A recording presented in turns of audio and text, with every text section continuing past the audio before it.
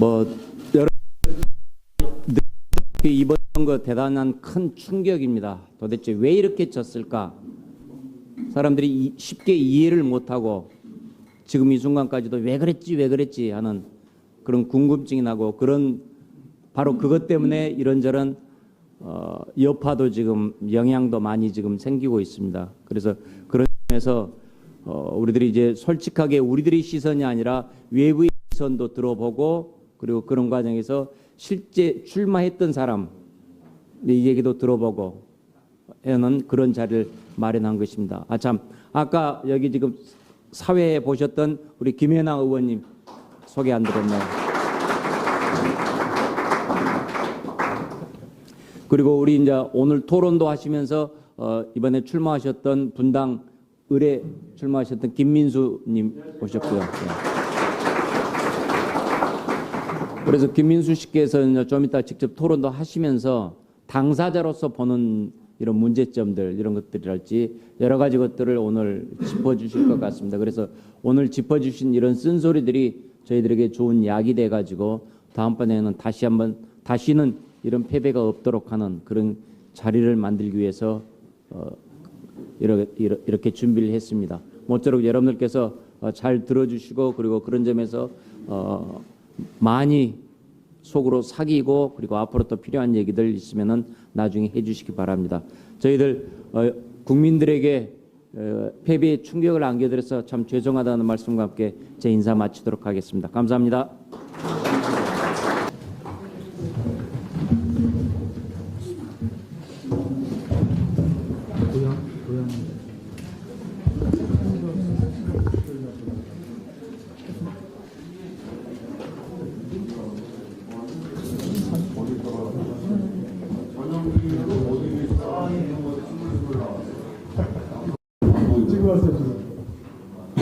네, 이제 본격적으로 토론회를 시작하도록 하겠습니다.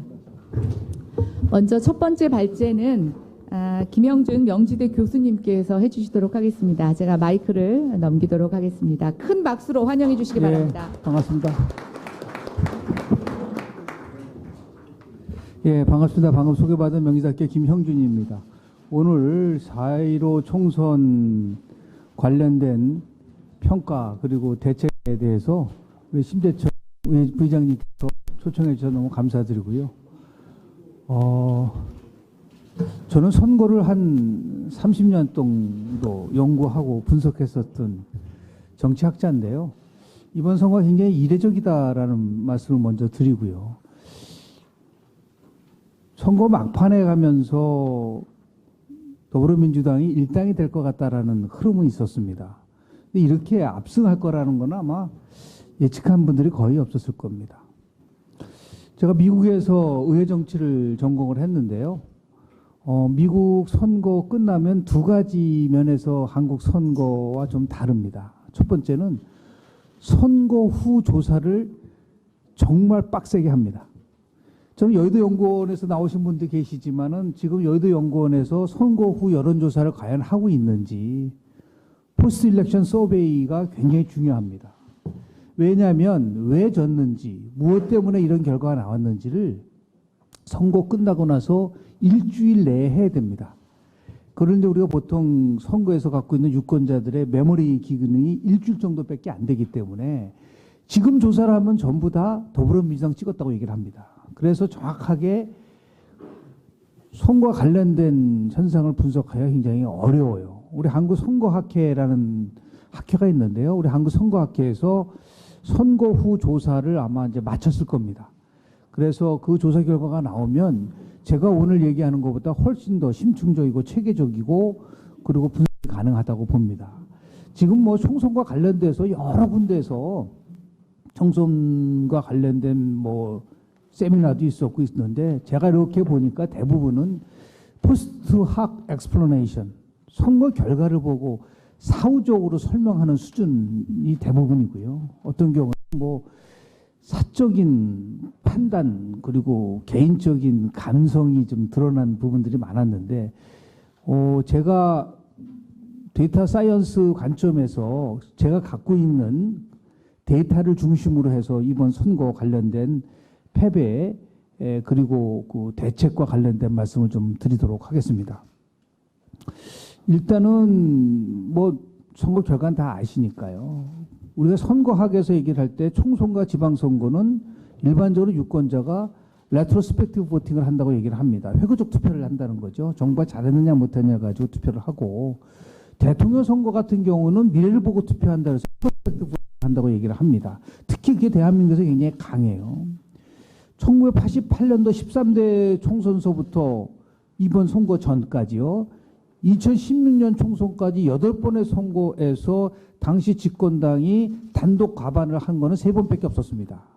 2004년도 탄핵 때와 2008년도 대통령 선거 끝나고 바로 선거가 있었고, 2012년에 총선과 대선이 같은 해에 있었기 때문에, 그래봤자 뭐 2004년 152석, 2008년도 153석, 그리고 2012년도에 152석, 그 정도에서 승리를 했었어요. 이렇게 뭐 180석까지 가져왔다는 건 거의 이례적인데, 그럼 왜 이런 현상들이 나타났냐라고 봤을 때, 역시 아무리 뭐 어떤 설명을 한다 하더라도 코로나 사태가 대한민국 기존의 선거 공식을 완전히 깨버렸다는 겁니다. 레트로스펙티브 보팅을 프로스트 보팅으로 바꾼 거예요. 그러니까 다시 얘기해서 굉장히 공포감에 있고 불안감에 쌓여 있는 국민들이 견제보다는 안정으로 택하는 구조로 갈 수밖에 없었다. 한국갤럽 2월 넷째 주 조사에서 당시 문재인 대통령의 국정운영 평가를 보면 부정이 52%입니다. 그리고 긍정이 42%였어요. 그리고 2월 넷째 주서부터 한국갤럽이 발표한 선거 이틀 전에 조사했었던 걸 보면은 대통령 국정운영의 긍정평가가 59%였습니다. 그리고 잘못했다가 33%밖에 안 나왔어요. 그러니까 계속해서 2월 넷째 주서부터 4월 3째 주까지 계속해서 상승하고 있었던 것이 팩트입니다.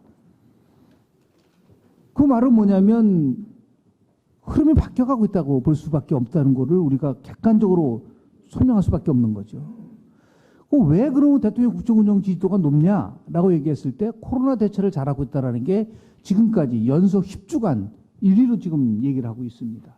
좋든 싫든 간에 코로나 사태는 집권 여당에 대해서 긍정적인 요소, 그게 지난 3년간 잘해서 평가가 아니라 앞으로 있을 코로나, 포스트 코로나에 대해서 잘해달라고 하는 기대감이에요. 바꾼 거죠. 자, 중앙선거관리위원회가 매 4년마다 선거가 있기 직전에 조사를 합니다. 앞으로 무엇을 보고 투표를 하겠느냐라는 투표 결정 기준입니다. 2016년도에 가장 많이 나왔었던 거는 인물을 보고 투표하겠다는 게 33.3%였어요. 근데 이번에 보니까 그거 깜짝 놀랐었는데요. 정당을 보고 찍겠다는 게 31.3%. 그러니까 12.2%포인트가 높아진 거예요. 지난 4년 전보다. 4년 전에는 정당 보고 찍겠다는 게 18.8%밖에 안 됐었습니다. 그런데 4년 후에 정당을 보고 찍겠다는 얘기는 뭐냐면 그게 바로 코로나 사태가 비대면 선거로 가면서 전혀 선거 활동을 할 수 없는 상황 속에서 유권자는 정당을 보고 찍을 수밖에 없는 구조로 화됐다는 겁니다. 그게 코로나 사태가 가져왔었던 굉장히 중요한 요인 중에 우리는 하나라고 볼 수가 있는 겁니다. 마지막 세 번째인데요. 이건 굉장히 논쟁의 여지가 있는 부분이지만 대한민국 선거 공식 중에 하나가 현역 의원 교체율이 높은 정당이 항상 승리했었습니다. 2012년 박근혜 비대위원장이 당시에 새누리당이죠. 47% 현역 교체했습니다. 그 당시에 야당이었었죠. 한명숙 당시 대표가 이끌었었던 민주통합당이요. 그 당시에 24%밖에 못했습니다.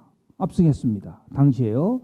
그리고 잘 아시다시피 2016년도 김종인 비대위가 33% 전적 공천 교체를 했어요. 당시에 새누리당 24%밖에 못했습니다. 역시 123석으로 더불어민주당이 1승을 했습니다. 희한하게 이번에 더불어민주당이 20% 현역했습니다. 그리고 미래통합당이 43%를 교체를 했어요. 자, 정상적 상황 같았으면은요, 이렇게 많은 현역 의원을 교체를 하면은 그 정당이 상당히 변화와 혁신을 한다라는 이미지를 주기 때문에 유리할 수밖에 없었던 거지만 코로나 사태는 정반대 방향으로 갔습니다. 다시 얘기해서 현역 교체율이 낮다는 것은 기존의 조직을 갖고 있다는 겁니다. 비대면 선거 속에서 이 바꾸는 과정 속에서요, 상당히 많은 아주 짧은 기간 동안에 선거를 한다는 건 거의 불가능하게 바뀌어버렸다는 겁니다. 이런 것이 현실적으로 이번 선거를 관통하는 거였었습니다. 지금 보면은 미래통합당의 미래 퓨처라고 해서 청년벨트를 형성을 했었습니다. 이 청년벨트 많은 분들이 이번에 수도권에서 참여를 했는데요. 안타깝게도 짧은 시간 동안에 과정 속에서 오히려 기존의 현역 더불어민주당 의원과의 경쟁 속에서 상당히 고전할 수밖에 없었던 부분들이 있었다라는 말씀을 좀 드릴게요. 또 하나 미래통합당에 있어서의 공천의 가장 큰 문제 중에 하나가 이 돌려막기 공천이었었어요. 다시 얘기해서 변화권 지역구로 옮겨가면서 공천하는 부분이 있었습니다. 이것은 굉장히 현재 같은 코로나 사태 같은 경우는 거의 경쟁력을 가질 수가 없는 그런 구조로 갈 수밖에 없었었다. 서초 가베던 사람의 변화가 동대문으로 가고요. 그렇지 않습니까? 이런 것들이 아주 예외적으로 현 상황의 선거의 흐름을 바꿔버리게 되는 부분들, 이런 것들이 이제 코로나 사태가 가져왔었던 선거 흐름이 바뀐 거라고 볼 수가 있는 거고요. 두 번째 제가 분석한 거는 결국은 총선에서 가장 중요한 요인 중 하나 중에 하나는 뭐 견화 기회도 있지만 그 총선을 이끌어가는 당 지도자, 당 대표의 경쟁성입니다. 지난 2012년 대통령 선거 때 당시에 박근혜 비대위원장은 유력한 대권 후보였었습니다. 유력한 대권 후보와 한명수가 붙으면 결국은 박근혜가 이기는 거죠. 2010년 총선에서 당시에 더불어민주당의 유력한 대권 후보는 여러분 잘 아시다시피 문재인 당시에 당대표였었습니다.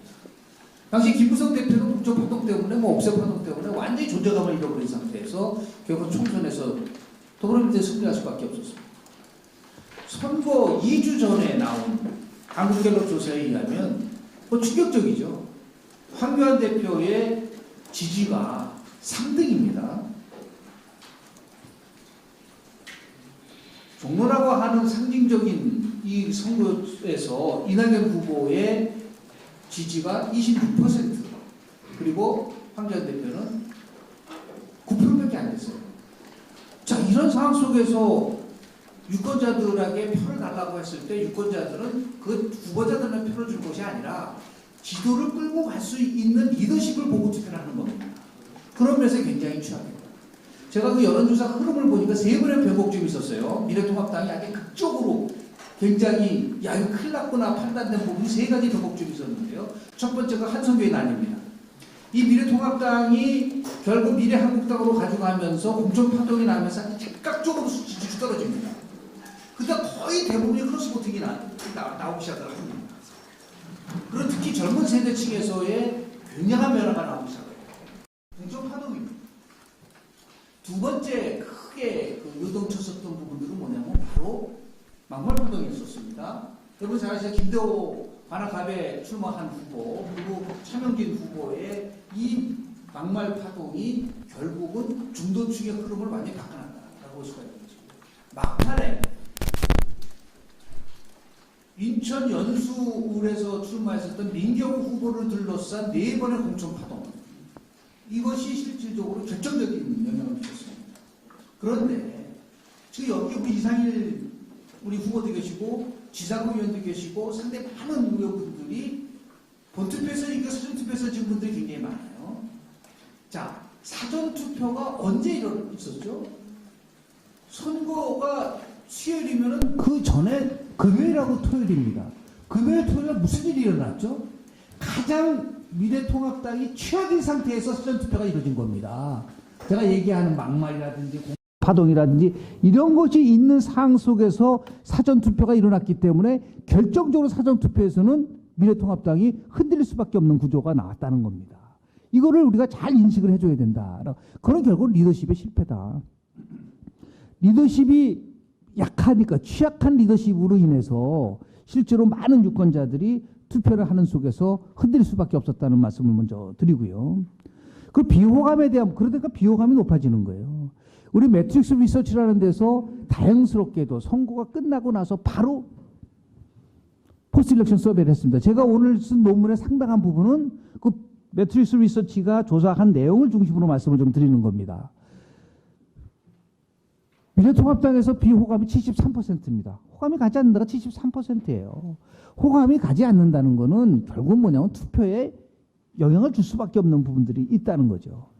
다시 얘기해서 이 정당이 갖고 있는 가장 상징성이라고 할 수 있는 부분들이 없어진 상태에서 막말이라든지 공천파동이라든지 더 나아가서 짧은 기간 동안에 이루어지는 여러 가지 상황, 그리고 코로나 사태, 이 모든 것이 미래통합당한테 불리할 수밖에 없던 부분들이 있다.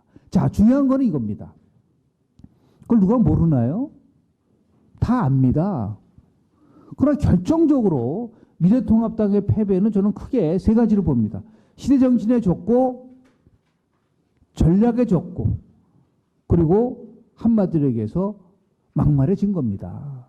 시대정신에 졌다는 것은 뭐냐면 그 시대가 요구하는 가장 핵심적인 정신에 대한 부분들, 변화와 개혁입니다. 과연 미래통합당의 변화와 개혁에 대한 부분들을 확실하게 국민들에게 각인시켜 줄 수 있는가. 2016년도 총선 패배, 2017년 대선 패배, 2018년 지방선거 패배, 2018년도 지방선거 패배했을 때 당시에요. 당시에 송한영 한겨레 신문 기자가 다음과 같이 썼어요. 당시에 자유한국당이 진 거는 비겁하고 무지하고 오만했기 때문이다. 세 번의 선거에서 패배했으면 패배에 대한 철저한 사과와 참여가 없었다. 한마디로 얘기해서 지난 2017년 대통령 탄핵과 관련돼서 진솔하게 사과한 적이 있나요? 참여한 적이 있나요? 저는 없다고 봅니다. 참여는 짧고 투정은 길었다라고 봅니다. 다시 얘기해서 단 한 번도 친박이 패적선언한 적이 있나요? 없습니다. 지금 옥중에 있지만 박근혜 대통령이 국정농단에 관련돼서 국민에게 진심으로 단 한 번이라도 사과한 적이 있나요? 없습니다. 그걸 국민들이 인식하고 있는 거예요. 옥중 서신도 한번 보십시오. 본인이 잘못한 적이 있어요? 통합하라는 얘기만 했지? 이런 것들이 결국 시대 정신과 맞지 않는 겁니다. 자, 전략에 대한 말씀을 좀 드리겠습니다. 2월 넷째 주부터 상황이 변하면 상황에 맞끔 전략을 수정해야 돼요. 가장 결정적으로 잘못한 거는 뭐냐면 우리 선거 용어학적으로 따지면 합의쟁점이 있고 대립쟁점이란 말이 있습니다. 코로나 사태와 관련된 거는 대립쟁점으로 끌고 가서는 안 돼요. 100% 합의쟁점으로 끌고 갔었어야 된다. 국난 위기 속에서 이것을 가지고 정부의 무능을 아무리 얘기를 해봤자 안 되는 겁니다. 오히려 거꾸로 빨리 처음에는 소득 하위 70%에 대해서 100만 원씩 준다고 했을 때 첫 반응이 뭐였었죠? 현금 살포라고 했었어요. 그러고 나서 나중에 전 국민 50만 원씩 준다고 입장을 바꿨습니다. 오히려 어떤 인식이 들었냐면 일반 유권자들이 봤을 때는 결국 코로나 사태를 미래통합당이 이용하려고 그러는 거 아니냐라고 거꾸로 이게 역작용이 시작해서 처음부터 훨씬 더 적극적으로 임했었어야 된다는 겁니다. 그게 첫 번째 잘못한 거고요. 두 번째는 뭐냐면 자 정말 저는 미래통합당의 그 전략 관련돼서 의심을 가졌던 부분은 뭐냐면요. 전제론이 안 먹히면은 경제 실정론을 얘기하면 안 되죠. 왜 심판을 해야 되죠? 이 정부를? 경제를 살리기 위해서 심판하겠다는 말을 했었어야죠. 정책 기조를 바꿔야지 경제가 살리고 경제가 살려줘야지 여러분의 삶이 좋아집니다. 경제가 실정해서 심판하는 것이 아니라 경제를 살리기 위해서 심판해달라고 명분을 줬었어야 되는데 그런 게 전혀 없었어요. 이런 것도 일종의 전략의 실패라고 볼 수밖에 없는 거고요. 이번 선거에서 여의도 연구원이 과연 타겟팅을 통해서 철저하게 공천과 관련된 역할을 했나요?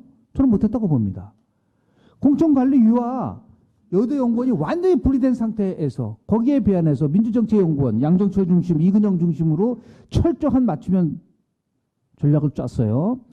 가장 대표적인 것이 김두관, 김포에 있는 김두관 의원을 양산으로 가져갔습니다. 다 분석한 겁니다. 나름대로 고민정의는 어디로 놓냐, 이수진은 어디로 놓냐, 수없이 많은 조사를 통해서 타겟팅 과연 여대연구원이 뭘 했는가? 이번 그게 전략에서 실패한 거라고 볼 수밖에 없는 겁니다. 이런 것들이 다 모이니까 결국은 실질적으로 보면은 미래통합당이 패배할 수밖에 없는 그런 길을 갔다라고 얘기를 하고요. 그리고 다시 한번 말씀을 좀 드리지만 이번 선거에서 가장 제가 관심 있었던 부분은 이거였었습니다. 2016년도 지금 수도권이 참패했어요. 122석 중에 16석밖에 못 가져갔습니다. 2016년도 총선에서 당시 국민의당의 후보가 지역구에서 나왔는데요. 수도권에서 180만 표를 가져갔습니다. 당시에 서울에서 국민의당 후보가 가져간 표가 79만 표, 24.8% 가져갔어요. 인천에서 24만 표, 18.6%고 경기에서 80만 표를 가져갔습니다. 전부 다 180만 표입니다. 이 180만 표가 어디로 갈 거냐가 이번 2022년 대통령 선거의 결정적 요인이 될 것이다라고 제가 수없이 얘기를 했었습니다. 왜? 국민의당의 후보를 안 냈기 때문에요. 자, 그런데 2016년도 총선 끝나고 나서 선거구 조사를 해보니까 국민의당 지역구에 투표한 사람들의 이념적 성향을 보니까 진보가 50%예요. 진보 성향이고 중도 성향이 30%였습니다. 보수 성향이 20%밖에 안 돼요. 수도권은 깜짝 놀랐습니다. 2016년도 국민의당을 찍었었던 후보의 이념적 성향이 60%가 진보였어요. 자, 그렇다고 한다면 국민의당 후보가 나오지 않는 상태에서 이 사람들이 중도 보수이기 때문에 자, 미래통합당을 갈 것이다라는 거는 착각이었다는 거죠. 이 사람들이 결국 결정적으로 누굴 찍었느냐. 나중에 이제 아마 우리가 심층적으로 분석을 해봐야 되겠지만 결국은 더불어민주당을 찍었을 가능성이 굉장히 높다고 보는 거예요. 이것이 수도권 참패에서 아주 결정적 요인이 됐을 것이다라고 저는 개인적으로 생각을 하고 있습니다. 그렇다면 결론은 뭐냐. 결국은 자유한국당 이후에 미래통합당이 가지고 있는 이념적 스탠스가 결국은 산토끼 중심으로 간, 집토끼 중심으로 간 것이 결정적 패배라고 볼 수밖에 없는 것이다 라고 보는 거죠. 자, 흥미로운 결과 하나 말씀 좀 드리도록 하겠습니다.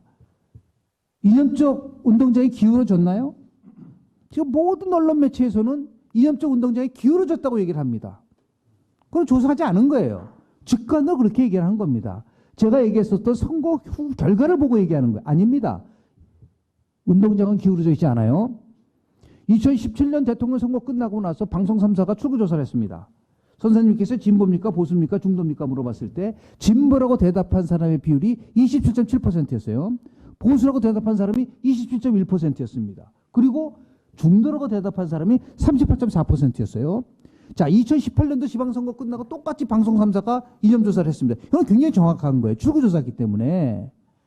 진보가 늘어난 숫자가 2.2%포인트밖에 안 늘어났어요.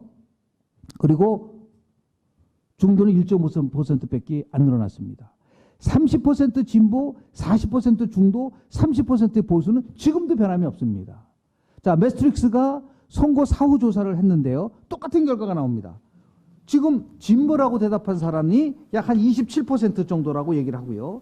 그리고 보수라고 대답한 사람도 똑같이 한 25% 정도라고 얘기를 합니다. 그리고 내가 중도라고 대답한 사람이 37%입니다. 이것이 갖고 있는 함의가 뭐냐면 이제는 앞으로 미래통합당이 살 수 있는 길은 딱 하나입니다. 제3의 길을 가야 된다. 저는 지금 많은 언론 매체에서 보수의 정체성 위기라고 하는데 동의하지 않습니다. 지금 보수가 얘기하는 시장경제 자유민주주의 체제를 미래통합당이 지금 안 지킨 적이 뭐가 있어요? 거의 투쟁을 했잖아요. 안 했습니까? 수없이 그 얘기를 많이 했잖아요. 토니 블레어가 18년 만에 1979년도에 뺏겼었던 영국 보수당에 뺏겼던 정권을 찾아왔습니다. 94년도에 내세웠었던 게 뉴 데모크래스라고 얘기를 했습니다. 제3의 길을 갔습니다. 이제 미래통합당은 제3의 길을 가지 않으면 백전백패다. 그 제3의 길의 핵심은 뭐냐면 이제 더 이상 보수 우파란 말을 쓰지 마라.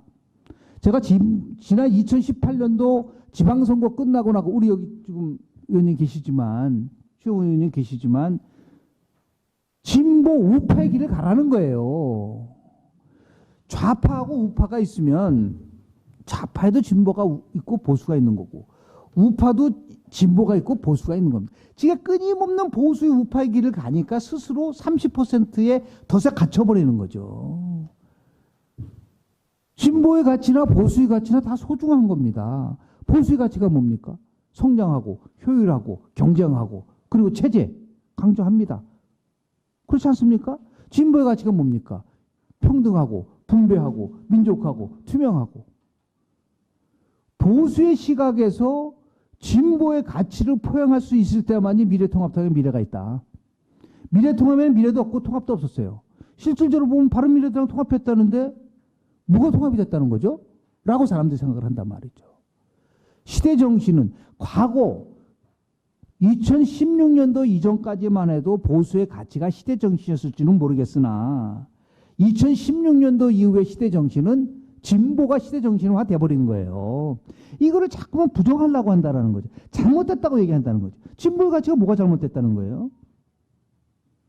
자, 그렇게 거꾸로 얘기하면 2012년 대통령 선거 때 박근혜 비상대책위원장을 통해서 선거에서 승리하고 박근혜 후보가 얘기했었던 두 가지 핵심적 정책이 있습니다.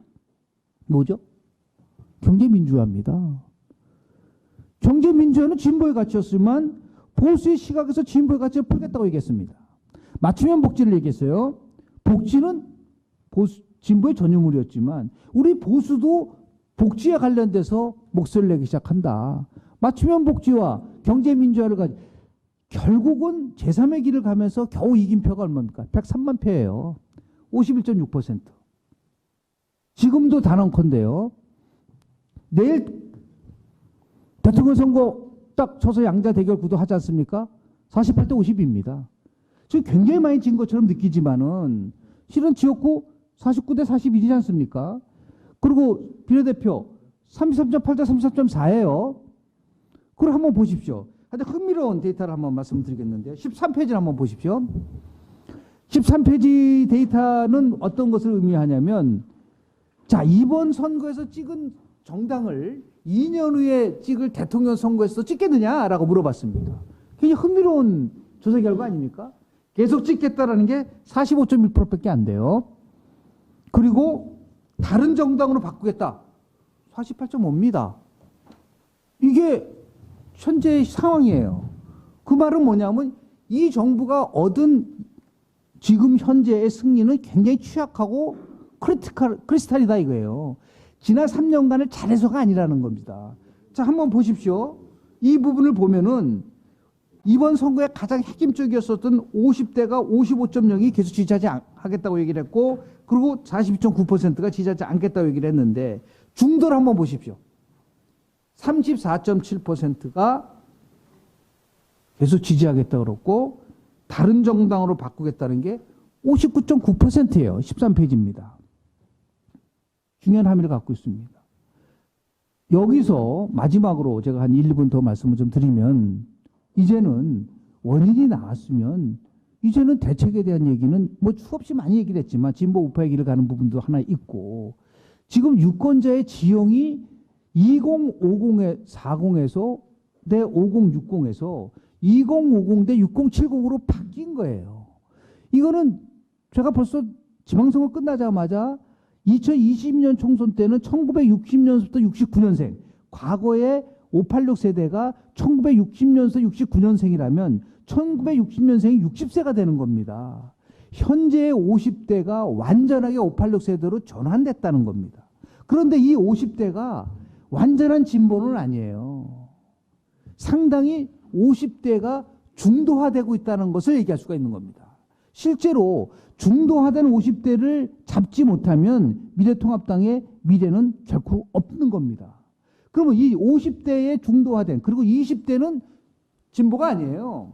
실리적 투표를 하고 있기 때문에 자 50대의 중도를 가져오기 위해서라도 외연을 확대하기 위해서라도 아까 얘기한 제3의 길을 가야 된다는 부분을 그렇다고 해서 보수의 가치를 포기하라는 게 아닙니다. 그렇기 때문에 그 대단한 나름대로의 각성과 더불어서 새로운 정신이 필요한 부분이라고 말씀을 좀 드립니다. 자, 진보 우파의 길을 가고 두 번째는 뭐냐? 보수에 대한 관심을 끌어올릴 수 있는 방법 이외에는 없다. 이제 내년 3월부터 시작하면 바로 대선으로 갑니다. 그렇지 않습니까?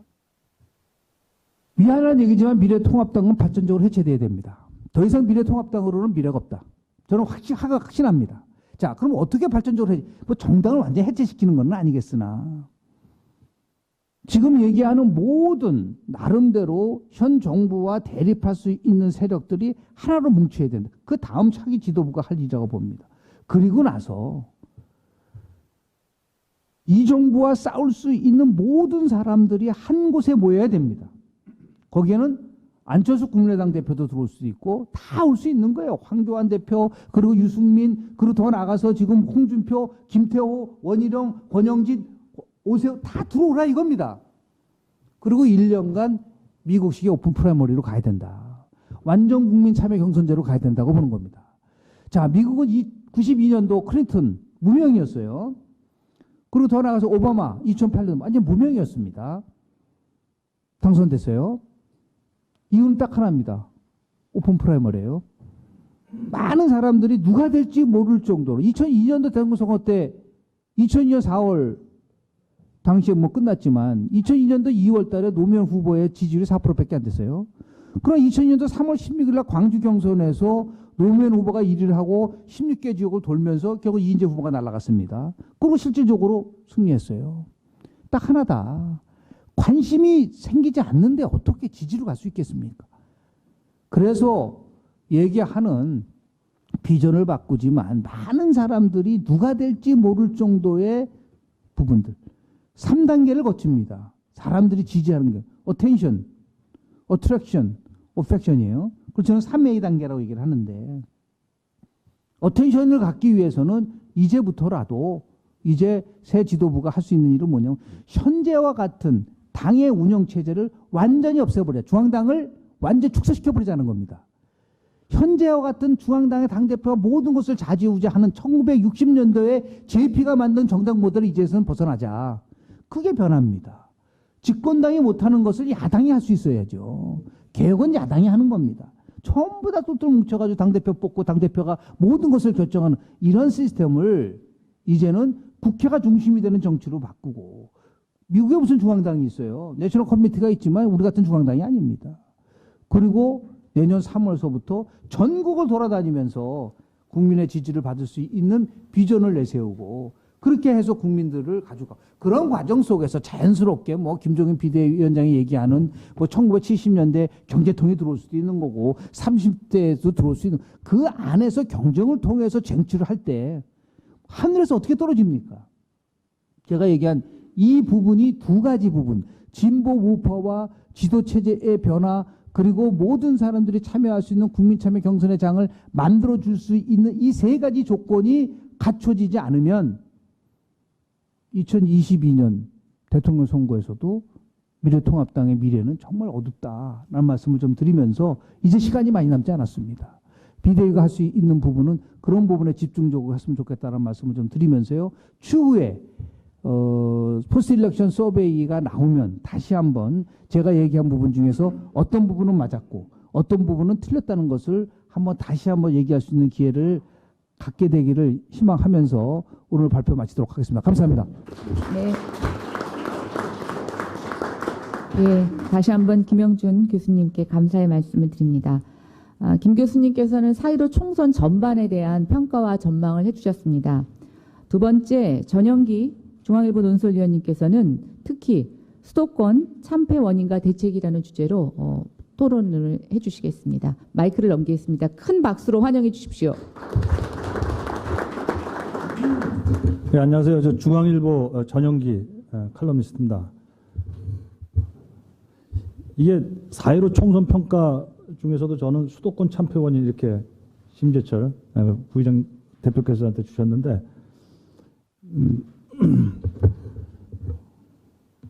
미래통합당이 진 거는 미래통합당의 그 모습을 한눈에 보여주는 건 수도권 참패죠. 그래서 이 수도권 참패 요인이나 당 전체의 참패 요인이나 뭐 다 똑같은 거라고 봐요. 그래서 저는 수도권을 특별히 보려고 그랬는데 따로 볼 것도 없어요. 그냥 당 전체의 참패 요인을 따져보면 수도권 참패 요인이 연결이 되더라고요.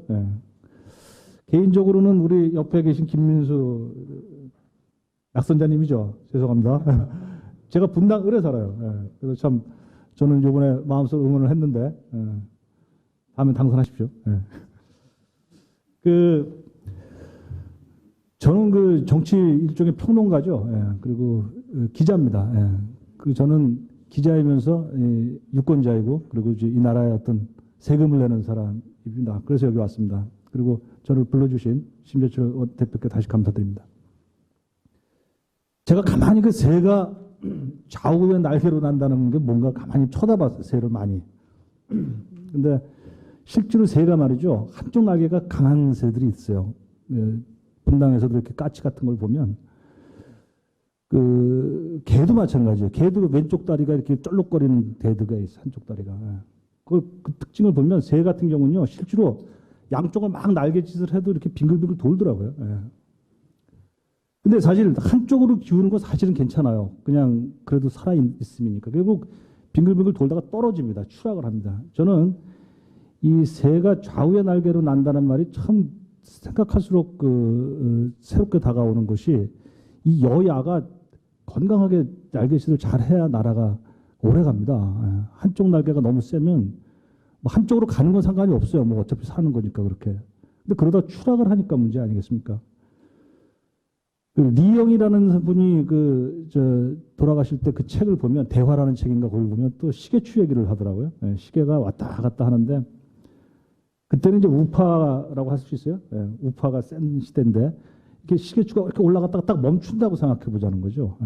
그러면은 시간이 멈춰버린다는 거죠. 세상 사람들은 시간은 실제로 흘러가는데 한쪽으로 올라가서 내려오지 않는 시계추는 그걸 보는 사람들한테 거기서 머물게 만든다. 시간의 흐름을 잡을 수가 없게 만든다.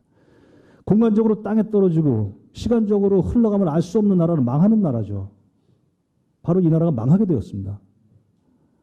지금 집권한 이 정권이 나빠서가 아니라 너무 강해서죠.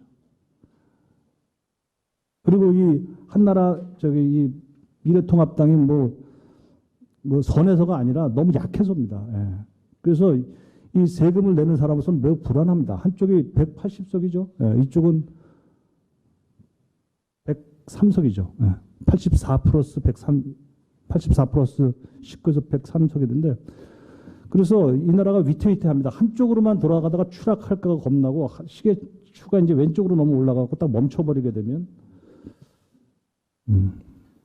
세상이 다 움직이는데 우리가 서 있는 나라가 될까 봐. 그래서 그런 관점에서 이 나라가 건강하게 서로 앞으로 나가게 할 수 있는 위해서 힘을 많이 가지시기를 간절히 바랍니다. 이 미래통합당이 아직 선거가 내년에도 보궐선거가 있고 그다음에 2022년에 대선도 있고 그때 상당히 강한 견제력과 승리도 할 수 있고 그래서 이 나라가 건강하게 두 개의 날개로 힘줄이 단단한 날개로 날아갈 수 있도록 여러분이 힘을 좀 내셔서 다음에는 왜 이겼는가 이런 거 갖고 세미나를 좀 할 수 있게 좀 저를 불러주시기 바랍니다. 실제로 민주당은요 우리가 생각하는 것처럼 아까 우리 김 교수님 말씀하신 것처럼 그렇게 강한 집단이 아니더군요. 근데 물론 통합당도 강하지 않았어요. 실제로 4년 전을 이렇게 가만히 돌이켜 보니까 2016년 1월 달에요. 1월 달에 민주당 의석이 선거 전에 다 아시겠지만 한번 가만히 따져보니까 몇 석인지 아세요? 민주당의 1월 달, 그러니까 두 당이 있다가 이제 막 잘라지고 막 그랬잖아요. 안철수당이랑 문재인 당. 그때 민주당에 갖고 있는 사람 수가 지역구 의석이 83, 83개입니다. 지금 이 당이 불과 4년 전에 지금 이 당이 참패해서 헤어날 수 없는 당이 돼가지고 84석을 지금 얻지 않았어요, 지역구에. 그죠? 그보다 더 떨어진 83석이었더라고요. 그리고 그 당의 의석이 106석인가 그렇습니다. 그러니까 지금 일본의 무슨 자민당이 되겠다는 거예요, 지금. 지금 더불어민주당의 목표가 일본의 자민당이 되겠다는 겁니다. 그리고 그들의 표현에 따르면 20세기의 사회민주당이 되겠다. 그들 북구의 사회민주당이 30년, 50년 집권했거든요. 그거 하겠다는 거거든요. 그렇게 기계를 올리고 기고만장해졌죠, 지금. 강해졌죠. 그 당의 불과 4년 전의 모습은 바로 여러분의 오늘의 모습이었습니다. 단 4년 만에 이렇게 커진 거죠. 그래서 다 학이 달렸고 제가 오늘 세 개의 그 부분으로 나눠서 말씀드립니다. 첫째는 민주당은 이렇게 준비했다 이렇게 얘기를 했어요. 그다음에 두 번째는 통합당은 최선을 다하지 않았다 이렇게 준비를 했습니다. 세 번째는 하늘마저 돕지 않았다 이랬습니다. 자, 이 말씀 뒤집어 얘기하면 하늘은 스스로 돕는 자를 돕는다. 4년 전에 이 민주당은 스스로 자강을 했습니다. 그래서 오늘 이렇게 강성해졌고 여러분의 당은 다시 4년 전에 민주당의 모습으로 돌아갔습니다. 다시 내일은 또 다른 해가 떠오를 수 있는 거죠. 그런데 또 다른 해가 저절로 떠오르진 않죠. 스스로 도와야겠죠. 스스로 돕지 않는 자는 이제 자멸할 수밖에 없는 거. 그 스스로 돕는 자들의 그때 민주당의 한탄을 제가 가만히 보면요 이런 표현이 있습니다. 그 무기력 2015년 말입니다. 무기력 그다음 분열. 그 2015년에 문재인 대표가 당 대표가 된 다음에 1년 한심하게 허송세월 지내고 당은 분열되고 그리고 목소리 큰 운동권만 남아 있고 그죠? 그 무기력과 그 증오, 분열 이 세 가지 단어로 표현될 수 있는 게 민주당이었습니다. 지금 혹시 여러분들은 그런 거 아닙니까? 뭐 여러분을 지지했던 유권자들도 무기력과 증오와 어떤 분열 속에 있는데 오죽하겠습니까? 그런데 스스로 도우면 또 일이 있는 것 같아요. 그리고 그 역사를 보면 그 패배했던 당들 혹은 패배했던 인간들이 어떻게 이겨내는가를 가만히 관찰해 보면요. 벼랑 끝에서도 돌멩이에 올라간다. 벼랑 끝에서 무너지는 게 아니라 조금만 돌아낮춰서 다시 또 올라갑니다. 버팁니다. 그리고 호랑이 등에 올라가도 정신을 바짝 차리더라고요. 그러면 뭐 지지는 않아요. 이기는 것까지는 몰라도 그런 그 나라의 그 양날개를 견고하게 하기 위해서 그런 당이 되시기를 시민으로서 한번 그리고 제가 낸 세금 가지고 그 중앙선관위에서 돈 받아서 여러분 당이 운영되니까 제가 주문을 드립니다. 그렇게 하십시오. 민주당이 어떻게 준비했는가? 이건 제가 한 3주 전 칼럼에 썼던 건데요. 민주연구원이라는 거 있죠. 여기는 여의도 연구원이 있고 민주연구원의 1년 전 예측이 있습니다. 제가 써드린 그 순서에 따라서 말씀을 드리죠. 미래통합당은 지피지기면 백전불태죠. 그런데 우리는 이 당은 보면 자기만 알았던 게 아닌가, 남은 너무 몰랐던 게 아닌가. 분석가인 저로서도 그 통합당에 대해서는 좀 알고 저쪽의 권력의 행배에 대해서 좀 알지만 민주당 자체에서 어떤 일이 벌어지는지 제가 취재를 좀 소홀히 했는데 이번에 제가 찾아보니까 그 민주당이 1년 전에 말이죠.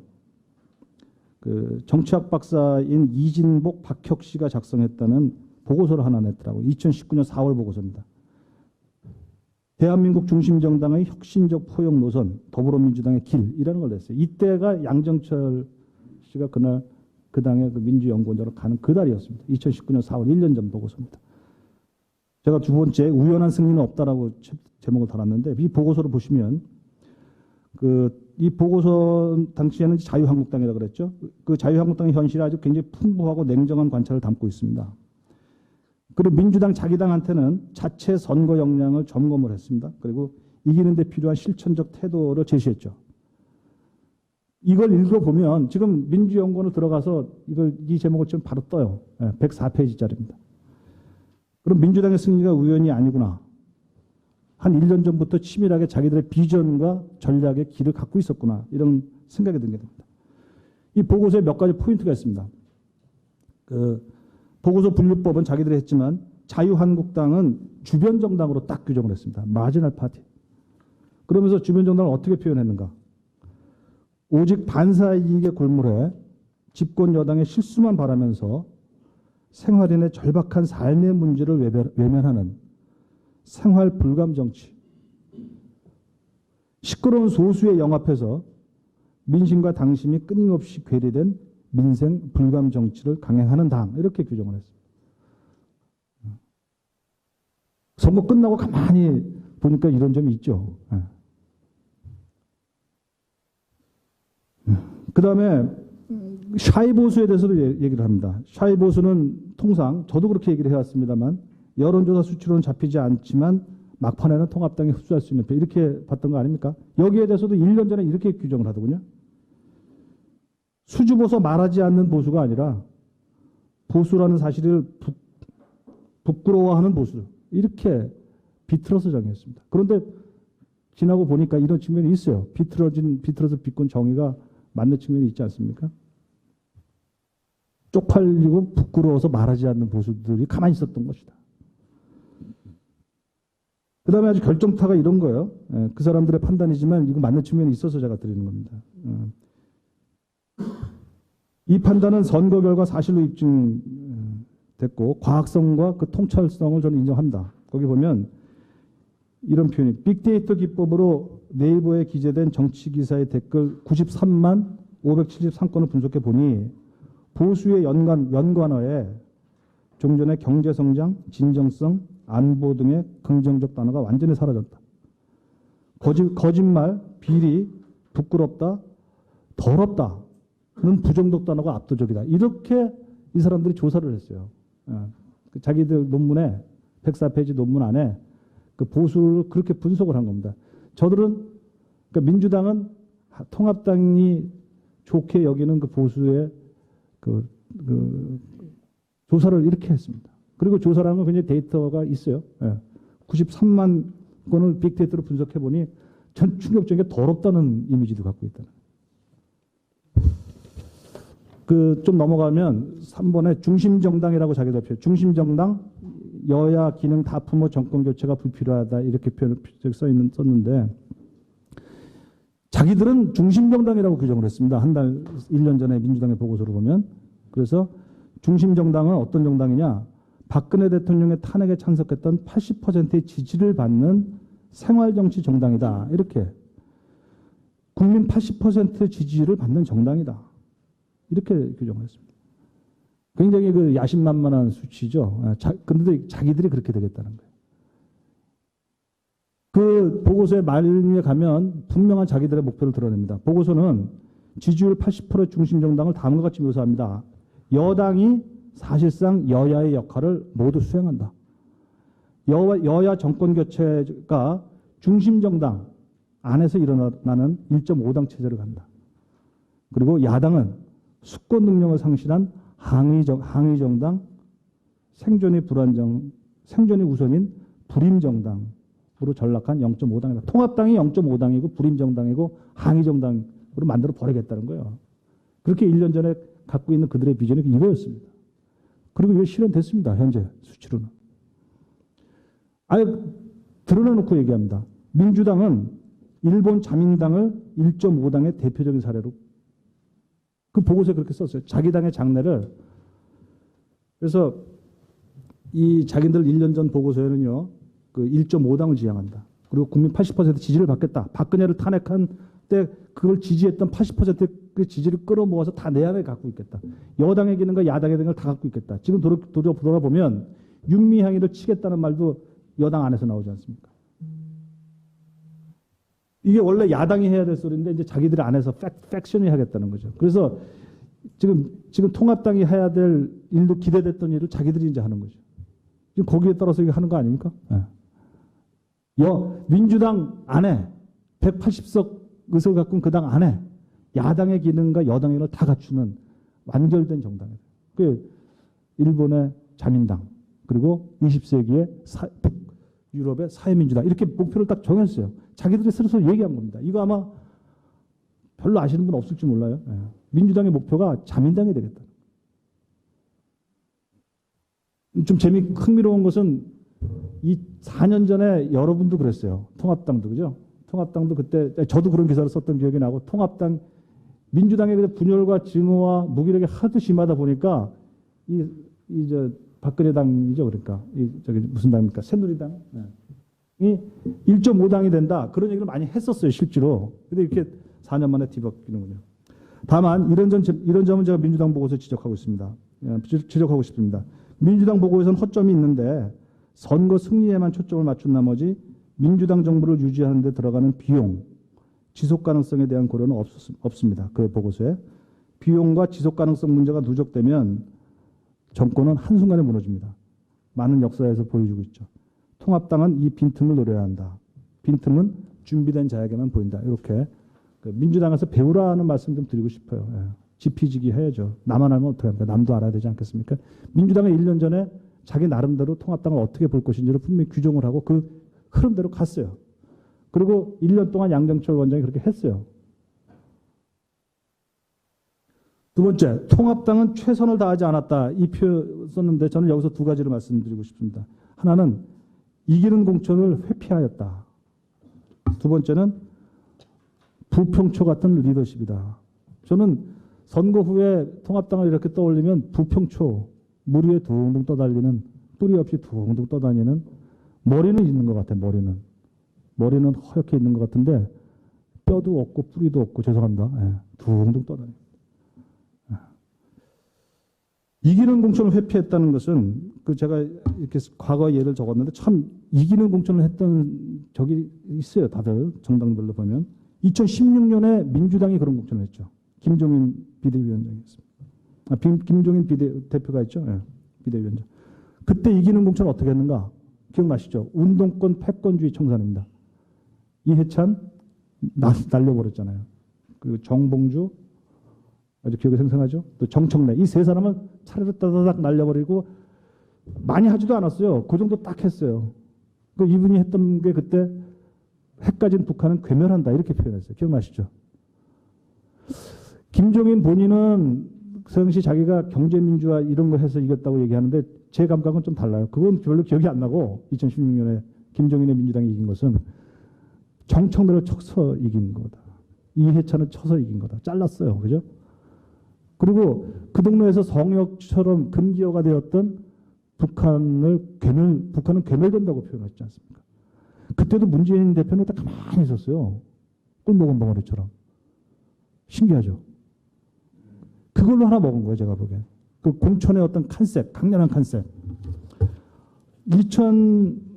그래서, 그 다음에 2012년입니까? 그렇죠. 2012년에도 무지하게 잘했어요. 2012년에는 새누리당이 무지하게 잘했죠. 박근혜 대통령이 152석인 거 얻었어요. 그때도 보면, 그때는 이제 정강정책에 경제민주화를 확 집어넣더라고요. 예? 경제민주화 아까 얘기한 것처럼. 예. 그걸로 그 컨셉으로 먹었고요. 152석을. 2000년에도 여러분 기억나시죠? 윤여준 씨가 뭐였더라? 근데 총선 기획단장이었습니다. 이해창 대표 총재의 어떤 이걸 받아가지고 그때 표현을 보면 질적인 개혁이라는 표현을 썼어요. 질적인 개혁. 공천에 있어서의 개혁인데 뭐냐? 그때 삼김청산이 시대 정신이었다는 거예요. 그래서 확 다 양적으로 싹 바꿔내야 되는데 그거 어렵다. 그러니까 질적인 개혁, 상징적인 개혁만 하겠다 하면서 친 사람이 누구냐? 김윤환, 그죠? 이기택. 센 사람 다 쳤어요. 센 사람만 골라서 쳤어요. 그렇게만 쳐도 되더라고요. 그게 이제 2000년에 질적인 개혁, 윤여준이 했던 질적인 개혁, 그리고 2016년에 김종인이 했던 패권주의 개혁. 그 몇 명만 탁탁탁 골라내서 그 이코노미컬리 한 거예요. 효과적으로. 싹 도려낸 거죠. 1996년에는 정치 좀 하시는, 오래 좀 하신 분 다 아실 거 아닙니까? 그때 서울에서 YS당이 일석을 했어요. 서울에서 여당이 일석한 거 참 어렵잖아요, 일당. 그때 왜 했냐? 이재호, 김문수, 홍준표. 김영삼 대통령이 이 사람은 알아서 한 게 아니잖아요. 그러니까 여론조사 공천 그때 처음 한 거 아닙니까? 과학 공천을 했어요. 이기는 공천을 한 것이죠. 지금 올해 2020년에 통합당이 이기는 공천을 했습니까? 예.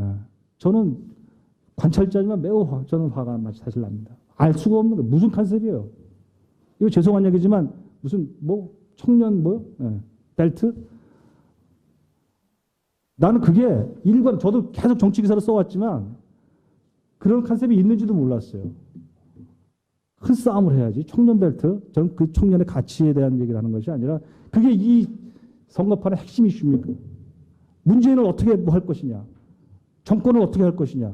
사는 걸 어떻게 할 것이냐? 이런 큰 이슈 왜 그걸 못 줘? 큰 근육을 잡아갖고 왜 안 했는가? 청년 벨트라는 건 참 마이너하고 이런 그 살갗의 상처 같은 거죠. 왜 그게 왜 중심 카시들이 됩니까? 그리고 정말 알 수 없는 것은 듣보잡 공천이라고 할 수 있어요. 감히 제가 얘기합니다. 예? 지금 뭡니까? 당장 누구야? 예? 예, 죄송하죠. 누구야? 여기 원내대표님 누구예요, 지금? 대구의 주호영 대표가 돌려막기라고 하더군요. 예. 왜 멀쩡한 사람 빼가지고 절로 하냐고요. 예. 이현주 또 누구죠? 여러 사람. 여기 김연아 의원님도 계시네. 예? 또 전희경 뭐. 이게 참전 이거는 우리나라 역사에도 없었고 외국에도 없는 일이에요. 왜 멀쩡하게 있는 사람 빼가지고 다른 데 갖다 뒀습니까? 아예 컷오프를 시켜서 없애버리든가. 그게 컨셉이 살아나지. 왜 빼면 없애버리든가 아예. 왜 빼서 굳이 이쪽에 넣냐고요. 이러면 사람들이 신호가 혼란스럽습니다. 유권자가 혼란스러워요. 마치 굉장히 교묘한 기술을 부렸다고 생각할지 모르지만, very artful할지 모르지만 혼란스러울 뿐입니다. 그거는 아주 공천이 아주 형편없었다 이렇게 말씀을 드리고 싶습니다. 이거는 이길 생각이 없는 공천이다. 결과론 이깁니다 물론. 두 번째, 부풍초 같은 리더십이다. 한번 읽어볼까요? 리더십은 대중에 든든하게 뿌리를 내리고 일관된 신호를 반복해서 보내야 합니다. 통합당은 황교안, 김용호, 김종인 최소한 3개의 신호가 다른 주파수를 타고 날아다녔습니다. 거기에 한선교, 박형준, 김세연 등 중간 주파수가 혼재했습니다. 잡음투성이의 전시방송이 되었습니다.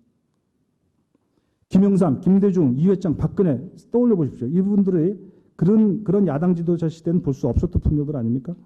이 몸통이 3개 있는 건 있을 수 있지만 머리가 3개인 건 이건 이상하죠. 예. 리더십이 흔들리는 비상시국임을 감안한다고 해도 황교안 대표가 타이밍에 맞춰서 진퇴를 결정하지 못한 아쉬움은 여전히 남습니다. 예. 대표를 할 것이냐 말 것이냐, 종로에 출마할 것이냐 말 것이냐, 선대위원장에 계속 일 것이냐 말 것이냐, 이 고비고비 순간순간마다 너무 혼선, 메시지의 중첩, 신호에 지지직거리는 소리들. 이게 아주 저는 돌이켜보니까 무지하게 힘들었어요. 이게 바로 부평초 같은 리더십의 현주소다. 둥둥 떠다닌다. 자, 그 다음에 이제 마지막 들어갈까요? 예. 하늘마저 높지 않았다. 제가 이제 이것을 코로나가 동남풍을 잠재우다 이렇게 표현했는데, 저는 코로나가 처음에 시작됐을 때 3월 중순 전까지죠. 그때는 하늘이 이 민주당 정권을 버렸다 이런 느낌을 가졌었어요. 제 판단이 틀렸죠, 결과적으로. 근데 누가 그거 뭐 판단을 할 수 있었겠습니까만은. 그런데 저는 그때 어떤 생각이 들었냐면 민주당의 온갖 그 환부와 종기들, 저는 민주당 자체를 싫어하는 게 아니라 그들이 지난 몇 년간 수행했던 정책, 가장 제가 참을 수 없는 시민으로서 용서할 수 없는 정책은 조국의 부활 꿈꾸는 거죠. 금태섭이가 납천되고 조국주의자들이 곳곳에 공천되는 것에 저는 심한 혐오감을 느꼈습니다. 예. 부끄러움, 수치감을 느꼈어요. 시민으로서. 이건 아니다. 예.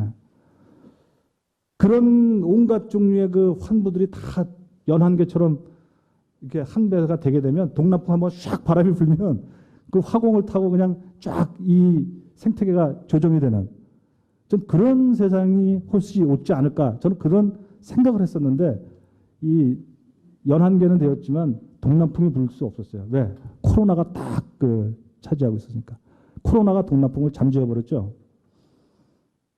그래서 제일 무엇보다도 코로나의 가장 큰 위력은 알다시피 돈입니다. 투표 이틀 전에 7세 이하 어린이 260만 명한테 아이돌봄 쿠폰 40만 원을 줬더군요. 이미 톡 꽂아 줬더군요. 그거가 제일 전 크다고 보고. 그런데 이럴 때 말이죠. 제가 마지막에 그런 데면서 중앙선관위원장이 사실은 대통령에게 경고 소환을 보냈어야 합니다. 선거에 영향을 돈 내기를 해서 선거에 영향을 미치는 중대 관건 선거로 옛날 이해창 중앙선관위원장 같으면 이걸 경고했어요. 제가 이 얘기를 괜히 하는 소리가 아니라 최근에 어떤 중앙선관위원 출신을 한번 만났더니 이게 불과 몇 년 전만 같아도 중앙선관위원장이 엄중하게 대통령한테 엄중 경고를 해야 됐을 아니에요. 이틀 전에. 그런데 그때 통합당에서조차도 그런 얘기를 하지 않았어. 이게 바로 벼랑 끝에 몰려도 돌멩이 위에 올라가라는 거 아니겠습니까? 그때 대통령의 엄격한 관건선거 개입이라는 걸 강력하게 얘기하고 중앙선관위원장은 왜 그 말을 하지 않는가? 이거를 옛날에 김영삼 같으면 김대중 같으면 용서 안 하죠. 두 번째는 트럼프 대통령이 3월 15일에 1조 달러를 풀기로 하면서 문재인 대통령의 돈 풀기가 정당화되었죠. 그죠? 세 번째는 코로나19가 블랙홀이다. 모든 선거인수를 잠재웠다는 건 우리가 아는 바고. 그래서 갑자기 이 민주당은 그동안 정권을 잡았으면서도 야당스럽게 굴었는데 갑자기 코로나 시대에 와가지고는 굉장히 여당다워졌어. 안정. 그죠? 예. 그리고 사실 통합당도 열심히 그 안정적인 모습, 그 원칙적인 모습을 보였는데 갑자기 코로나가 와서는 우왕좌왕해버려가지고 이게 참 모든 걸 헝클어놨다 이렇게 볼 수가 있겠습니다. 예. 저는 코로나에 특히 사전투표 있지 않습니까? 이제 네 번째인데요. 이 사전투표가 코로나에 지금 영향을 상당히 준 걸로 뭐 무지하게 사람들이 많이 몰렸는데 근데 가만히 따져보니까요. 사전투표에도 한번 연구를 좀 해봐야 될 것 같아요. 우리가 이번에 2016년 이후에 4번 연속 전국선거에서 진 걸로 돼 있는데 이제 이쪽 계열이 2014년에 이 사전선거가 도입됐거든요. 그것까지 도입하니까 그게 더 중요한 변수일지도 몰라요. 2014년에 지금 이 통합당 계열이 뭐죠? 지방선거에서 졌어요. 2014년에. 2016년에 물론 졌고 2017년에 대선에 졌고 2018년 지방선거 졌고 이번에 이 총선 졌고 5번을 연속 진 이유 중에 사전선거 자체가 나쁘다는 건 아닌데 잘 보셔야 됩니다. 사전선거가 도입되면서 다 졌어요. 한 번도 이긴 적이 없어요. 이 당에서. 왜 그렇습니까? 아까 이유가 나왔지만 지금 제가 대안을 굳이 제시한다면 이제 사전선거 없애도 돼요. 예. 여러분이 치열하게 싸우면 본투표를 아예 이틀 연속하자. 이거 선관위 내부에서 나온 얘기예요. 사전선거 때문에 이렇게 불공정 논란이 벌어지니 아예 화요일 수요일 그냥 본투표를 딱 하더라고요. 옛날에 김대중 대통령이 95년인가 3년인가 그랬죠.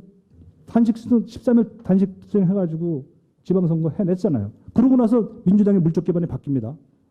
그래서 집권까지 하는 겁니다. 여러분이 내가 보기에 기술적이라고 치부될지 모르지만 사전선거를 개혁하지 않으면 계속 질 수 있어요. 예. 사전선거에서 한 번도 이긴 적이 없어요. 어떤 형태로든 간에. 대충 시간이 너무 되었으므로 정리하겠습니다. 그래서 저는 우리가 너무 로지컬리 생각할 필요 없다고 봅니다. 여러분이 진 것은 논리적으로 진 게 아니라 가슴을 파고드는 데 졌습니다. 예. 그래서 제가 어떤 광고하는 분들 만나니까 머리에서 가슴까지 거리가 30cm밖에 안 되는데 실제로 자기가 광고를 정말 정성스럽게 승리하는 광고를 해보니까 이 가슴으로 하는 광고여야 된다. 예. 이 30cm 머리에서 가슴으로 내려오는데 30년 걸렸대요. 30년. 그 30년 지나서 비로소 느끼는 거랍니다. 이 보수라는 게 초점이 되고 있는데 보수에 갖고 있는 그 정말 이런 얘기 다시 해서 죄송하지만 더럽다는 이미지가 있다는 거 아닙니까? 예. 이 이미지 어떻게 극복하시는가? 이거 논리로 극복될 일이 아니다. 예. 그래서 이 에토스, 이 마음, 그리고 신뢰, 그죠? 예. 그리고 느낌. 이 느낌으로 접촉하는 그 긴 세월을 한번 이 패인 분석에 중요하게 그 컨셉으로 잡아놓기를 바랍니다. 예, 이상입니다. 예. 네, 감사합니다. 다음은 오늘 총선 참패의 원인에서 아주 자주 등장하는 단어가 바로 여의도 연구원인 것 같습니다. 아마 여의도 연구원에서도 나름대로 하실 말씀이 많이 있을 거라고 생각합니다. 다음 토론회 발표는 이종인 여의도 연구원 수석 연구위원님께서 해주시겠습니다. 큰 박수로 환영해 주시기 바랍니다. 네, 방금 소개받은 그 여의도 연구원의 그 이종인 그 연구위원입니다. 오늘 토론회의 주제가 그 4.15 총선 패배와 뭐 대책 이런 큰 타이틀로 진행이 되고 있는데요. 사실 앞서 우리 김영준 교수께서 그쪽 분야에 워낙 뭐 통찰력을 가지고 계시고 또 사실 대안까지 임팩트 있는 부분을 다 저희가 공유를 했다고 봅니다. 여러분 보시다시피 이미 이제 저도 사전에 제출드린 자료에도 보시면은 내용이 대부분 겹칩니다. 같은 그 공통 인식을 갖고 있다고 보여지고요. 하지만 저를 이제 그 심재철 원내대표님께서 이제 저가 아니고 이제 여의도 연구원에 그 요청하신 그 배경을 보시면 또 그 와중에 있었던 여연의 역할 부분과 어떤 뭐 사전 판세 분석이라든지 이런 부분에서 어필할 수 있는 부분, 향후 대책에 반영할 수 있는 그런 부분을 좀 강조해 달라는 말씀 취지라고 생각을 합니다. 그 부분을 비록 이제 내부 자료였기 때문에 그 원고상으로는 이제 저희 여러분들과 공유를 하지 못했습니다만은 가능한 한 좀 축약해서 그 구두로 말씀을 드리도록 하겠습니다. 여의도 연구원이 요즘 뭐 인기가 있는지요? 언론에서도 자주 거론됩니다. 뭐 한마디로 뭐 죄송합니다만 이런 표현을 써서 그저께 뭐 농계에 깨서 뭐 문해당의 띵크탱크 망했다 이런 발언을 하셔가지고 많이 이제 언론에서 받은 것 같은데요. 글쎄요, 뭐 거기에 대해서 사실 굉장히 반성을 하는 제 자신도 그런 생각을 가졌습니다. 어쨌든 다시 그 총선으로 돌아가서요. 21쪽부터 내용을 추약적으로 말씀을 드리겠습니다. 제에게 주어진 시간을 가능한 줄여서 여러분들 궁금증, 나중에 토론의 시간이 더 많이 갖는 게 보다 효율적이라는 생각이 듭니다. 모두의 이런 말을 옮겼습니다. 미래한국에 나와 있는 기사였는데요. 사실은 초반에는 저희도 그렇습니다. 이제 여의도 연구원에서도 두 가지 방향에서 그 전망과 판세 분석을 진행을 해왔습니다. 하나는 이제 253개 지역구에 대해서 각 지역구에 대해서 가능한 한 모든 정보를 수집을 했거든요. 저희가 뭐 굉장히 어떻게 내부적인 역량이 부족하지만은 그래서 업데이트 해오고 총선 한 열흘 전까지는 어떻게 해선 내부적으로 보고를 드렸습니다. 그때까지만 해도 지역구에서 130석이 가능한 것이 아니라 130석으로 전망이 됐었습니다. 그러니까 여의도 연구원의 여론조사 결과와는 전혀 이제 차원이 다른 측면에서의 그 어프로치를 해왔고요. 근데 이제 그 열흘 사이에, 일주일 사이에 아까 두 분 발제자께서 말씀하시다시피 여러 환경 변화, 여건 변화, 임팩트 있는 사건들이 좀 있었고 그 영향과 뭐 코로나 등등 해서 많이 또 좌우된 그런 측면은 반영하지 못했습니다만 130석까지 전망이 됐었고요. 또 다른 한 부분은 그 여의도 연구원의 여러분들 잘 아시는 그 여론조사 기능입니다. 그래서 판세 여론조사를 총 4차에 거쳐서 실시를 했습니다. 3월 말에 1차 조사를 했고요. 그 이전에도 사실 사전 판세 조사 여론조사도 했었습니다. 물론 내부적인 어떤 그 실시 내부적인 상황이었습니다만은 그래서 어떤 전략 개발에 활용을 했고요. 그 공식적인 4차 판세 조사에서 그러니까 2차, 3차, 4차는 마지막이 아마 4월 10일로 기억이 됩니다. 그 총선 바로 직전이거든요. 그러니까 사전 선거 이후의 일입니다. 그 상황까지 나중에 개략적으로 요약해서 잠깐 말씀을 드리도록 하겠습니다. 22쪽에 가보시면 우선 하단의 부분입니다. 여러분 그 내용을 참고하시면서 제 말씀을 들으시면 도움이 될 것 같습니다. 제가 주로 담당했던 그 지역구 의석수 전망 분석이었는데요.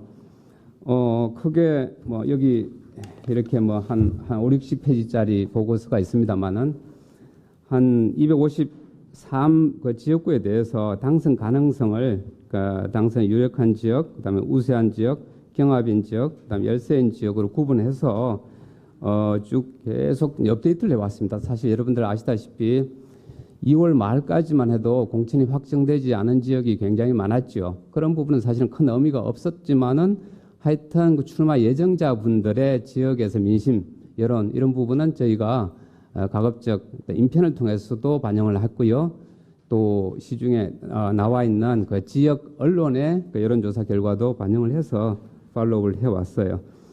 그래서 중간에 있다시피 4월 7일까지도 불안한 부분 지역구도 꽤 늘어나긴 했습니다만은 130석으로 전망이 되었고요. PK, TK 지역은 뭐 사실은 부산의 2석, 경남의 2석을 제외하고는 뭐 전 석권을 할 수 있을 것으로 거의 확신적으로 이렇게 전망을 했었고요. 충청권도 굉장히 우세한 것으로 봤습니다. 17석 정도로 전망을 했었고요. 문제는 아까 발제자분들이 말씀하신 그 수도권 부분인데 수도권도 20대 총선 적어도 20대 총선보다는 높게 나왔습니다. 물론 그 뭐 시시각각 변화 요인들이 굉장히 많았습니다만은 그런 부분도 다 반영을 해서 그 나온 결과였습니다. 뭐 결과는 뭐 제가 말씀드리지 않아도 굉장히 참혹했죠. 다른 한 부분은 이제 비례대표 의석수 전망 분석을 했었는데요. 그 자세한 내용은 여러분 자료를 참조해 주시면 좋을 것 같고요. 결론만 말씀드리면 이 부분은 꾸준하게 어떤 저희 이제 통계적인 자료를 바탕으로 해서 20석을 예상을 했습니다. 물론 사전에 연동형 비례대표제 논란 와중에서는 여러 변수가 있었습니다만은 민주당과 통합당이 이제 다비례 위성 정당을 내기로 했었기 확정된 이후로는 굉장히 심플했었잖아요.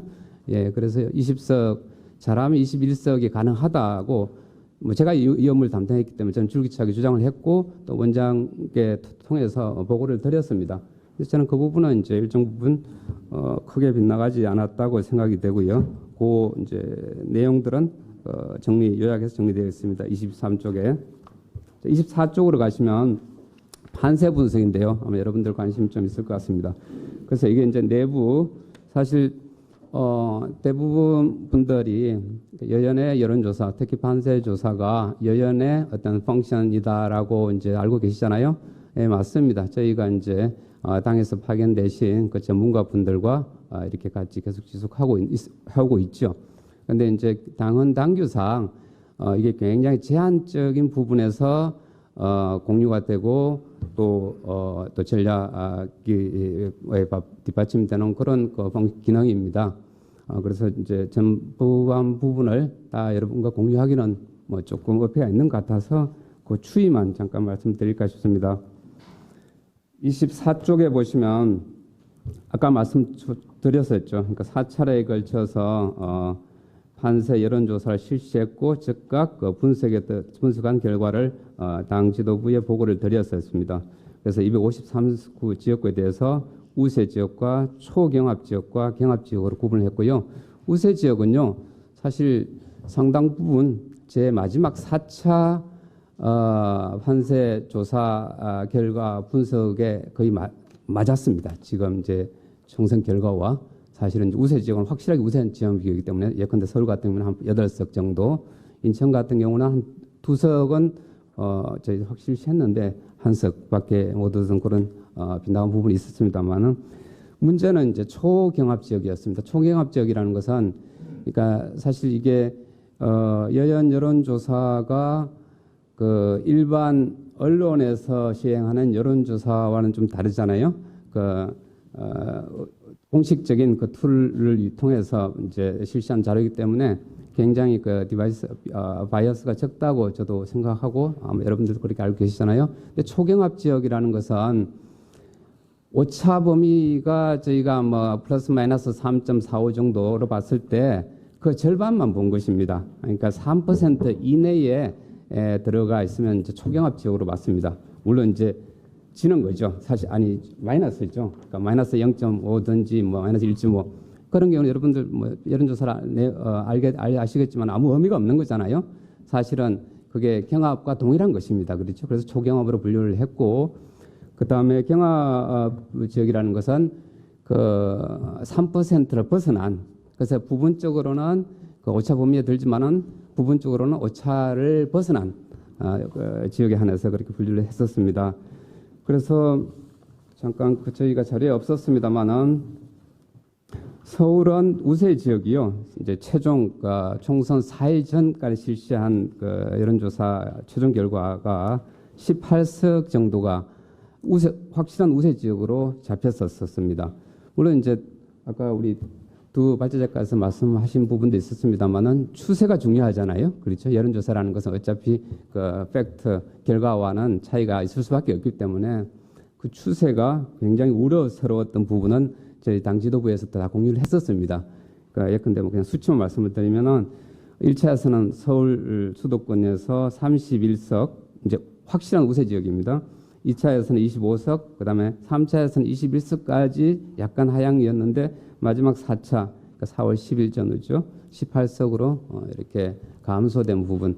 그런 이제 추세, 우세 지역뿐만 아니고 초경합 지역, 확실하게 이제 당선이 가능할 수도 있는 50대 50이잖아요. 그런 부분이 17석에서 3석으로 줄어버렸습니다. 초경합 지역이 완전히 이제 싹쓸이가 돼버린 그런 결과가 나와서 굉장히 사실 이제 놀라운 결과라서 지도부에서 그에 대한 또 대응을 했었던 걸로 알고 있습니다.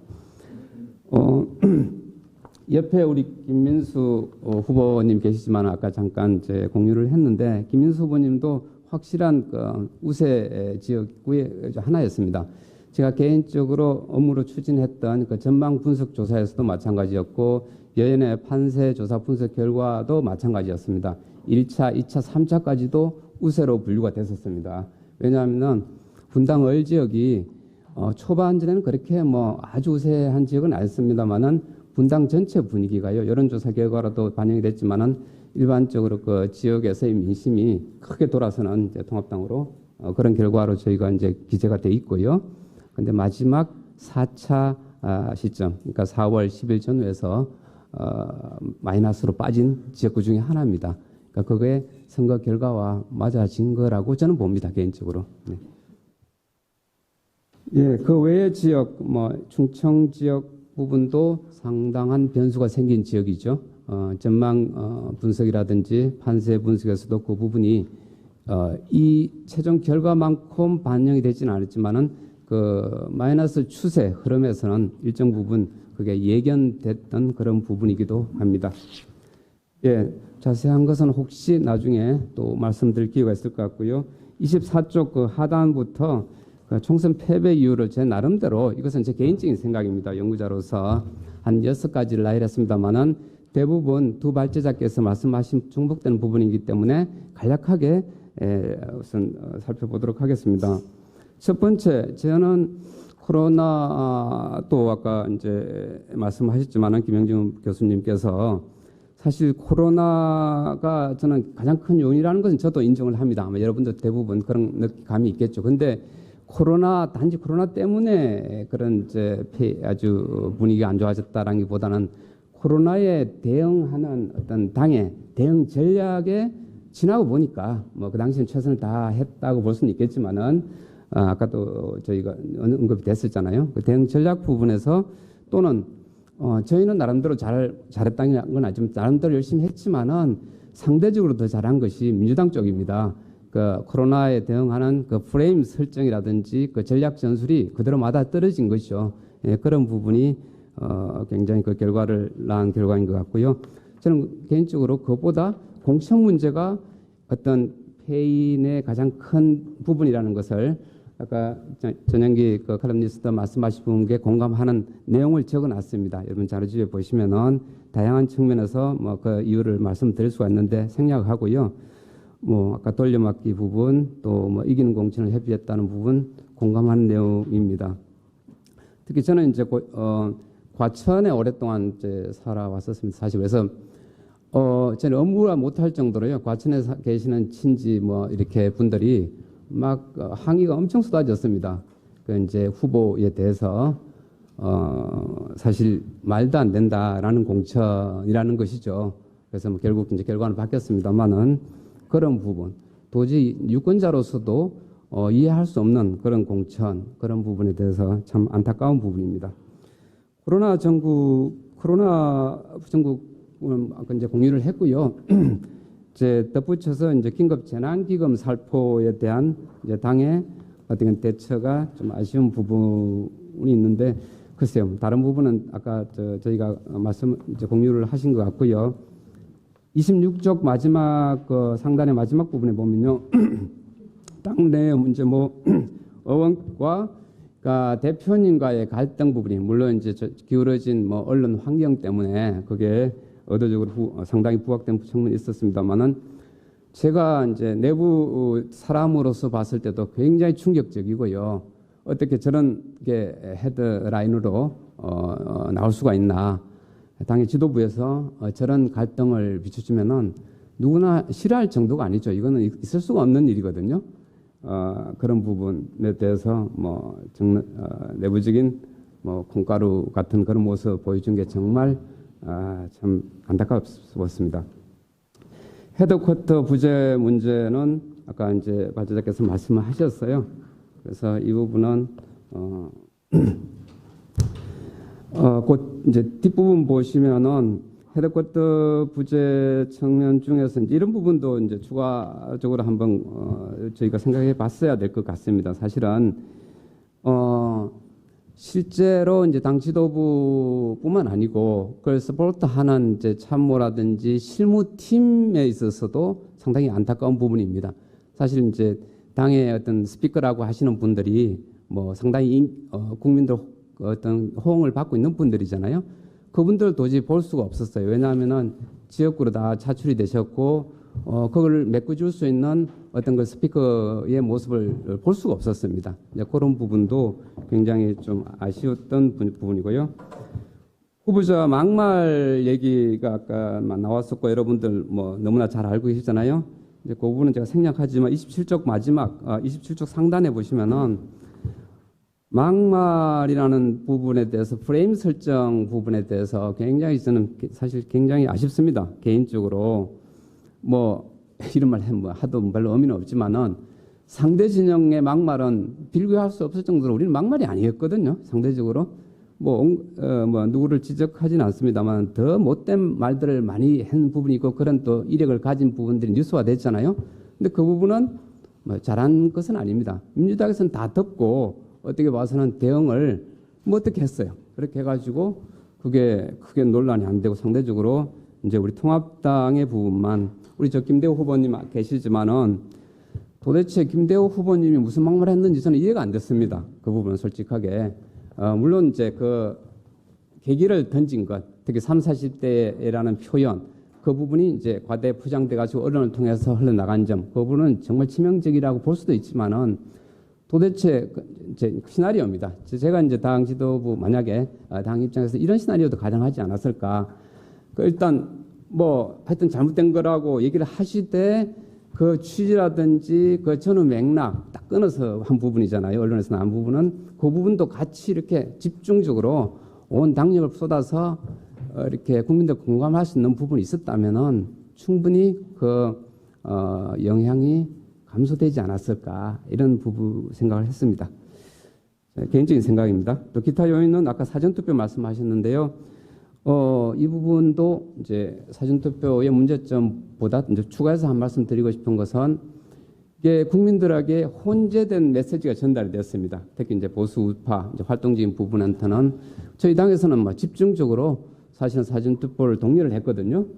그래서 여러 가지 뭐 먹혀들었다고 봅니다만은 또 한편에서는 사전투표는 부정선거 의혹이 많았고 또 문제가 있기 때문에 하지 말자는 그 메시지가 문자, 그 SNS를 통해서 계속 전달이 됐습니다. 특히 기독교 계신 분들에게 그죠. 그 부분이 굉장히 혼란스럽게 만든 부분 중에 미미하지만 영향을 미쳤다라는 생각이 들고 또 비례대표 공천 관련 뭐 잡음들 그런 부분 생략을 하겠습니다. 28쪽에 보시면 매저 뭐 대책 부분도 저도 나름대로 이렇게 이제 제가 발제 요청을 받고요. 쭉 몇 페이지 작성을 했었습니다만은 아무래도 이제 내부 이렇게 이제 여연 멤버다 보니까 조금 오버인 듯 해보셔서 다 생략하고요. 한 말씀만 쭉 책에서 여기 소개했습니다. 여연의 기능이 되살아나야 된다라는 생각이 됩니다. 저는 2010년도에 여연 이제 10년이 됐죠. 예, 뭐 공채로 들어와서 지금까지 버티고 있습니다. 그래서 나름대로 역할을 해왔는데요. 그 당시는 물론 여당 여건이었습니다만은 여의도 연구원 멤버가요 한 40명이 넘었습니다. 실제 상근 인력이요. 그래서 한번 회식을 가면요 식당을 전세내야 될 정도로 야유회를 가더라도 차를 대절할 정도로 그렇게 활동을 했고요. 그리고 저도 당 대표님께도 저희가 수시로 이렇게 가서 간담회도 했습니다. 뭐 가서 이렇게 좀 어떻게 봐서는 대우받는 느낌 연구자로서 그런 것도 있었고요. 그리고 굉장히 존중을 해줬어요. 각 연구자들의 아웃풋에 대해서 물론 이제 능력 분야는 다 다르지만은요. 그래서 사실은 경우에 따라서는 BH와의 교감도 사후적으로 자료를 통해서 한 적도 있었고요. 그래서 굉장히 보람을 느끼고 했는데 어느 순간부터인가 뭐 지난 일입니다만은 여러 과정을 거치면서 이 모양이 된 거죠. 사실은 중앙일보에서인가요? 그저께에서는 상근 인력이 10명이다. 그리고 대부분 간부가 6명이다. 예, 이게 간부 출신의 관료가 되어 있다. 이런 기사를 제가 읽은 적이 있습니다. 그건 현실은 모르는 얘기고요. 실제로는 16명입니다. 지금 정확하게. 물론 이제 그 부분에는 여론조사를 전담하는 그 인력이 포함해서 그렇죠. 그리고 사실 뭐 저희는 간부라는 개념 자체가 없습니다. 연구원, 주니어 연구원과 시니어 연구원 정도가 있는데 사실은 모두가 투입이 됩니다. 그리고 뭐 관료직이지도 않고요. 근데 이제 외부에 볼 때는 그렇게 비칠 수가 있는 거죠. 그러니까 근데 막 결론적으로 이제 예전에는 여러분 아시다시피 사실 이제 선거 캠프 대선도 그렇고 총선도 그렇고요. 사실 이제 유력하신 후보님들은 여러 가지 뭐 능력이 많으셨어요. 재정적인 능력, 인력, 풀이 많으셔가지고 개인 캠프의 역할이 굉장히 중요했고 그게 효과적이었습니다. 그렇죠? 근데 이제 그런 부분이 사실 굉장히 약화됐고 또 제도화 되어 있어서 그게 좀 제한적인 부분도 있는 것 같고요. 그래서 이제 대안은 사실은 띵크탱크라고 생각합니다. 제가 있어서 그런 게 아니고요. 저도 뭐 한 2년 있으면 이제 정년이 다 돼갑니다만은 정말 여연히 제대로 역할을 해야 설립 초창기에 그 초창기 모습으로 돌아가서 그 역할을 해야 되고 또 당에서도 그렇게 키워주셔야 될 것 같습니다. 뭐 다른 제반 문제들을 한 말씀만 드리면은 사실 제가 여기 언급했습니다만은 2004년도에 그때 이제 노무현 정부 때 굉장히 그 여연 설립 이후에 위기를 겪은 시점이 있었다고 합니다. 제가 전해 들은 것입니다. 그런데 그때 당시 이제 박세일 그 소장께서 아주 그냥 뭐 여러 가지 여건이 어려움에도 불구하고 과감한 전문가 그때 이제 김영준 교수님도 영입되신 케이스에 해당된다고 알고 있습니다만은 분들을 박사급 연구원도 이제 채용을 하고 어쨌든 그 당의 비전을 제시하고 정책을 제시하는 중추 기능으로 해왔고 그 이후에 2007년 대선과 그 총선 승리의 하나의 주축들이 되었다고 뭐 내부적으로 그렇게 하는 겁니다. 모르겠습니다만은 그렇게 알고 있습니다. 그래서 사실은 그 부분이 중요하다고 생각되고 나머지 혹시 다른 말씀드릴 사항이 있으면 토론 시간에 기회가 되면 말씀을 드리겠습니다. 이상입니다. 네, 감사합니다. 시간이 많이 지났지만 그래도 한 분도 이석하지 않으시고 이렇게 많은 분들이 관심을 갖고 토론에 참여해 주셔서 감사합니다. 이제 마지막 주제 발표는 분당구 의뢰서 이번에 출마하셨던 김민수 당협위원장께서 미래통합당 총선 패배 원인과 대책이라는 주제로 발표해 주시겠습니다. 큰 박수로 환영해 주시기 바랍니다. 네, 안녕하세요. 인사드리겠습니다. 네, 미래통합당 분당구 국회의원 후보였던 김민수입니다. 인사 올립니다.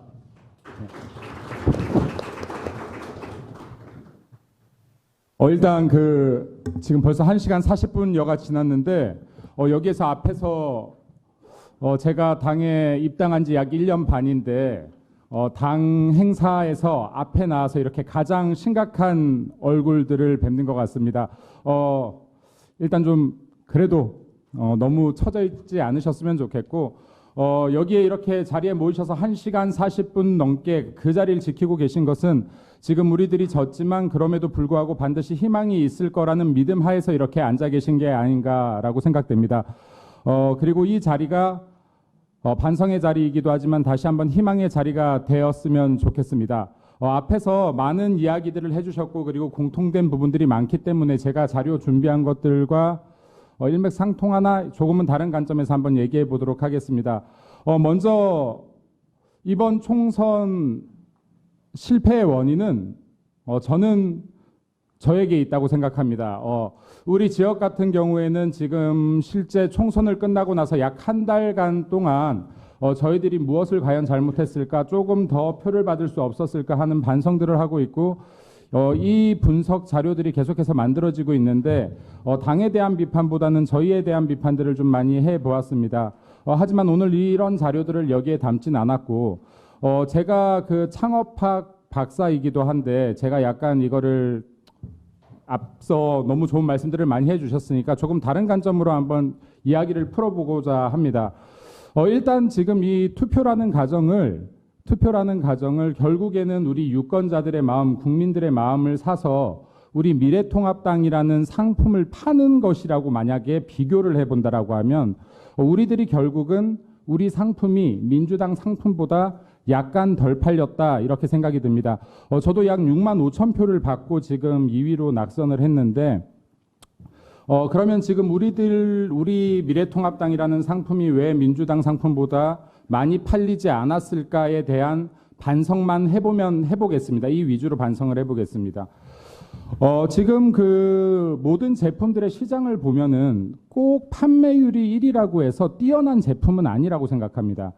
그리고 여기에 계신 분들께서 과연 미래통합당의 공약집을 한번 전체를 다 읽어보신 분이 있는지 없는지는 모르겠습니다만 상당히 두꺼운 두께이고 저는 이거를 선거 전에 한 2번 정도 완독을 한 것 같습니다. 그리고 이것과 함께 완독했던 게 하나 더 있었는데 민주당 공약집입니다.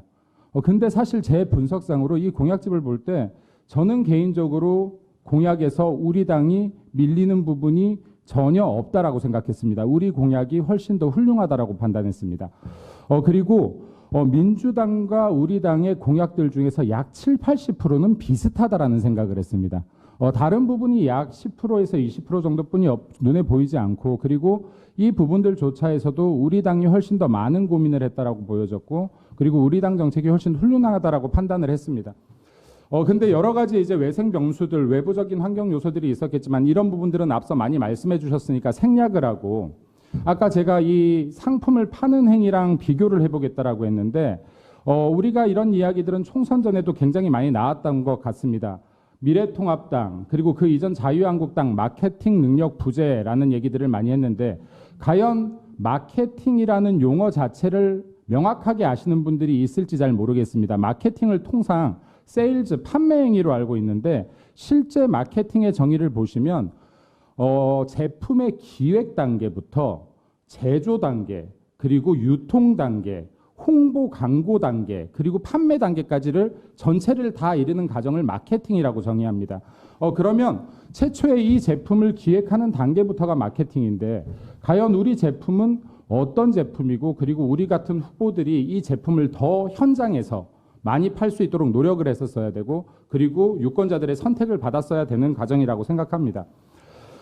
저는 우리 미래통합당이 이때까지 제시했던 보수정당, 대한민국 보수정당이 가지고 있는 이 상품의 가치는 저는 여전히 훌륭하다라고 봅니다. 그리고 우리가 이 미래통합당의 가치를 많이 알리지 못했다. 이 마케팅 과정 중에서 기획 단계보다는 홍보 단계에서 많이 부족했다라고 인식을 하고 있습니다. 이게 참 재미있는 것이 제가 당에 들어와서 선거를 하면서 정말 이 귀한 자리를 공천을 받고 그리고 꼭 이겨야겠다. 선거 기간 동안 단 하루도 집회를 들어가 본 적이 없습니다. 선거 끝나고 약 일주일간도 반성의 시간을 가지면서 집회를 못 들어갔습니다. 근데 이 기간 동안에 느꼈던 것이 제가 그래도 기업을 20년 한 사람이고 경영 창업 공부를 약 10년 이상을 한 사람인데 참 마케팅, 그러니까 홍보하기 힘들더라는 겁니다. 저라는 상품을, 당이라는 상품을. 왜 그런가 봤더니 이런 상품이 없어요. 원래 제품이라는 게 타겟부터 정확히 해야 되는데 지금 여기 이 펜만 봐도요. 이게 지금 한 400~500원 할지 모르겠습니다. 이 펜이. 이 펜의 용도는 쓰는 거죠. 쓰는 건데 이 펜을 사는 고객들을 보면 누가 살지 모르죠. 전국적에 초등학생도 쓸 수 있고 중학생, 대학생도 쓸 수 있습니다. 그리고 우리 같은 회사원도 쓸 수 있고 정치인도 쓸 수 있고 이런 제품들을 사실 매스 마켓, 그러니까 아주 초대형 시장의 상품이라고 하는데 그런데 똑같은 펜인데 펜으로서의 기능을 갖고 있는 몽블랑 펜이라고 하면 100만 원, 200만 원, 500만 원짜리 펜이라고 하면 똑같은 펜으로서의 기능을 갖고 있는데 이 타겟군은 확실하게 좁혀집니다. 대한민국 혹은 세계의 1%, 0.1%, 0.01%가 사용하는 왜? 펜으로서의 기능보다 다른 기능을 가지고 있는 거죠. 근데 지금 이 투표라는 행위를 보다 보니까 결국엔 매스마켓 전체를 상대해야 되는데 10대부터 20대, 60대, 70대, 80대, 90대 연령층도 너무 다양하고 소득도 아예 없는 대학생들부터 그리고 최소소득자 그리고 최상위 소득자까지 너무나 다양합니다. 근데 이 모든 사람들을 만족시킬 수 있는 무언가가 있어야 되고 또 반대로 10대를 만족시킬 수 있는 20대를 만족시킬 수 있는 30대 남성을 여성을 그리고 경기도 사람을 서울 사람을 지방 사람을 만족시킬 수 있는 포인트들이 너무나 다르더라는 겁니다. 똑같은 상품으로. 홍보 방식이 바뀌어야 된다. 각자 달라져야 된다라는 부분들이 있더라는 겁니다. 그래서 지금 이제 아까 앞쪽에서 저희들이 실패 요인들을 많이 말했으니 저는 이 뒤에 대한 이야기를 해보고 싶은데 우리가 이기기 위한 이야기들을 조금 더 해봤으면 좋겠습니다. 우리 후보가 물론 더 열심히 과연 뛸 수 있었을까요? 공천받고 정말 최선을 다하지 않은 후보가 있었을까? 저는 궁금합니다. 근데 우리들이 만약에 여기에서 이렇게 열심히 노력했다라고 했었을 때 우리 상품이 그래도 조금 더 팔리고 그리고 유권자들에게 더 사랑받기 위해서는 몇 가지에 대한 집중을 하면 좋겠다라는 생각이 듭니다. 우리가 반성을 하기 위해서 1부터 100까지 잘못한 것만 짚으면 제가 볼 때 이거 수정하다가 1년 가고 4년 갈 겁니다. 진짜 잘못된 것들을 한두 가지로 함축시키고 그리고 진짜 추구해야 될 방향들 한두 가지로 함축시켜서 여기에 집중할 때 저희들한테 새로운 길이 열리지 않을까라고 고민이 합니다. 먼저 지금 이제 우리들이 하고 싶은 이야기라고 하더라도 유권자들의 맞게끔 우리들이 하고 싶은 말을 약간 변형해 보자라는 것이 첫 번째입니다. 기업의 성과 분석에 대한 논문들 중에서 고객 지향성이 기업 성과에 영향을 미친다라는 논문들이 많이 있는데 이런 단어가 존재하지 않지만 제가 유권자 지향성이라는 단어를 한번 만들어 봤습니다. 우리 기업이 우리 미래통합당이 만약에 유권자를 바라보는 마음, 유권자가 어떤 상품을 원하는지, 유권자가 보수의 가치 중에서 어떤 가치를 원하는지를 유권자를 바라보는 유권자 지향성이라는 단어를 우리 마음속에 품고 우리가 전략적 접근을 한다라고 하면 우리 당이 한 걸음 더 앞으로 나갈 수 있지 않을까. 이 생각을 가지고 있습니다.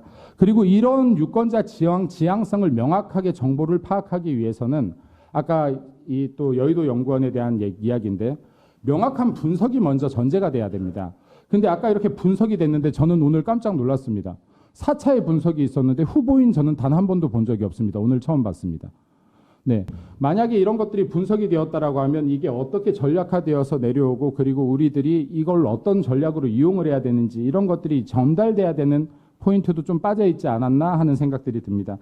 그래서 여기에 제가 볼 때는 여의도 연구원에 아까 말했던 여기에 제 자료에 있는데 인력 충원해 주셔야 됩니다. 그리고 여기에 많은 지원이 일어나야 됩니다. 가장 중요한 부분이 헤드라고 하고 전략을 짜고 분석하는 일이라고 하면서 여기에 자원을 지원해 주지 않고 일만 많이 준다라고 하면 어떤 조직, 어떤 사람도 자기 역량을 할 수가 없습니다.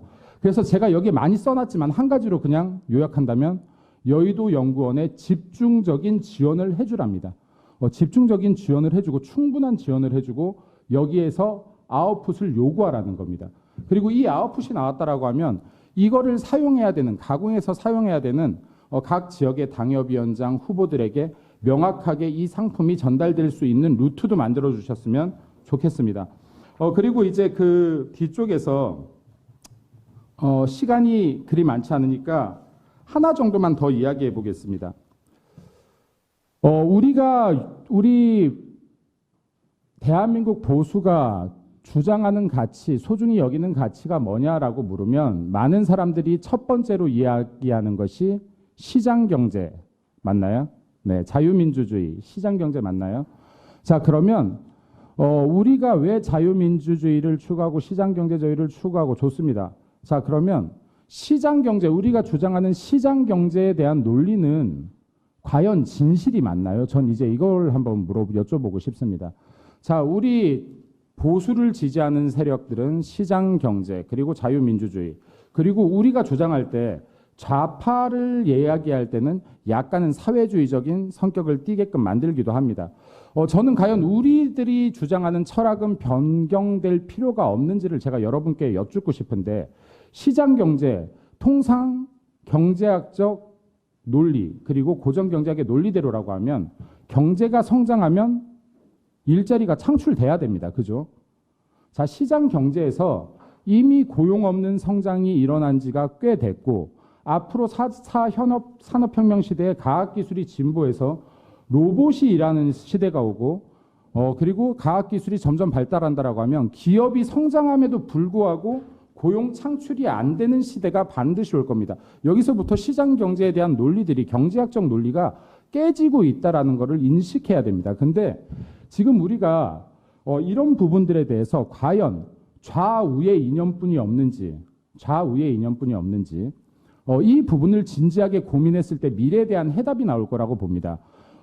지금 우리가 경제, 시장 경제, 자유민주주의, 사회주의에 대한 이론들이 이미 이 휴대폰 하나 나오기도 한참 전, 수백 년 전에 만들어진 이론들인데 지금 그때와 너무도 다른 시대를 살고 있는 우리들에게 이때 이 두 가지의 이념을 가지고 선택해라가 과연 맞을 것이냐, 이 부분 자체가 큰 오류를 가지고 있다라고 봅니다. 앞으로 15년, 20년 후에 지금 우리가 생각하는 것과 너무나 다른 시대로 바뀌어져 있을 것인데 우리가 이 이슈를 먼저 선점하는 것, 이게 앞으로 우리 당이 변화해가는 과정이라고 생각합니다. 이 휴대폰이 너무나 익숙한 것이 되었는데요. 이거 지금 모바일 폰이 개발된 지 불과 15년뿐이 되지 않았습니다. 그리고 지금 제 아이들은 태어나 보니 이 모바일 폰이라는 게 존재하는 세상이고요. 저희들은 이게 뭔지 배우기 시작한 세대입니다. 그리고 아직까지 모바일 폰을 사기는 했지만 전화기로만 이용하는 세대도 분명히 있습니다. 이게 약 15년 만에 우리들이 손에서 모바일 폰을 떼지 못하는 시대가 왔는데 앞으로 15년 후에 우리가 사는 시대가 지금과 너무 다른 시대일 수 있습니다. 지금 이제 우리가 만약에 진짜로 고리타분한 정당이 되고 싶지 않다면, 청년들에게 사랑받지 못하는 정당이 되고 싶지 않다면, 아까 말씀하셨던 냄새나는 정당이 되고 싶지 않다면 전혀 다른 이야기를 해봐야 된다라고 생각이 됩니다. 이번에 저는 총선 실패의 가장 큰 원인, 이슈가 없었다, 우리가 주장하고자 하는 바가 없었다라고 봅니다. 너무 좋은 정책들 많이 있지만 국민들 가슴에 와 닿는 이슈 하나를 던지지 못했다. 코로나 전국에서도 우리들 한번 후보자들과 당의 페이스북 지금이라도 열어보십시오. 대다수가 마스크를 사는데 줄 서야 되는 나라, 배급의 시작입니다, 이런 것들이 주로 페이스북에 올라와 있고 소독통을 들고 소독하는 모습들이 나와 있습니다.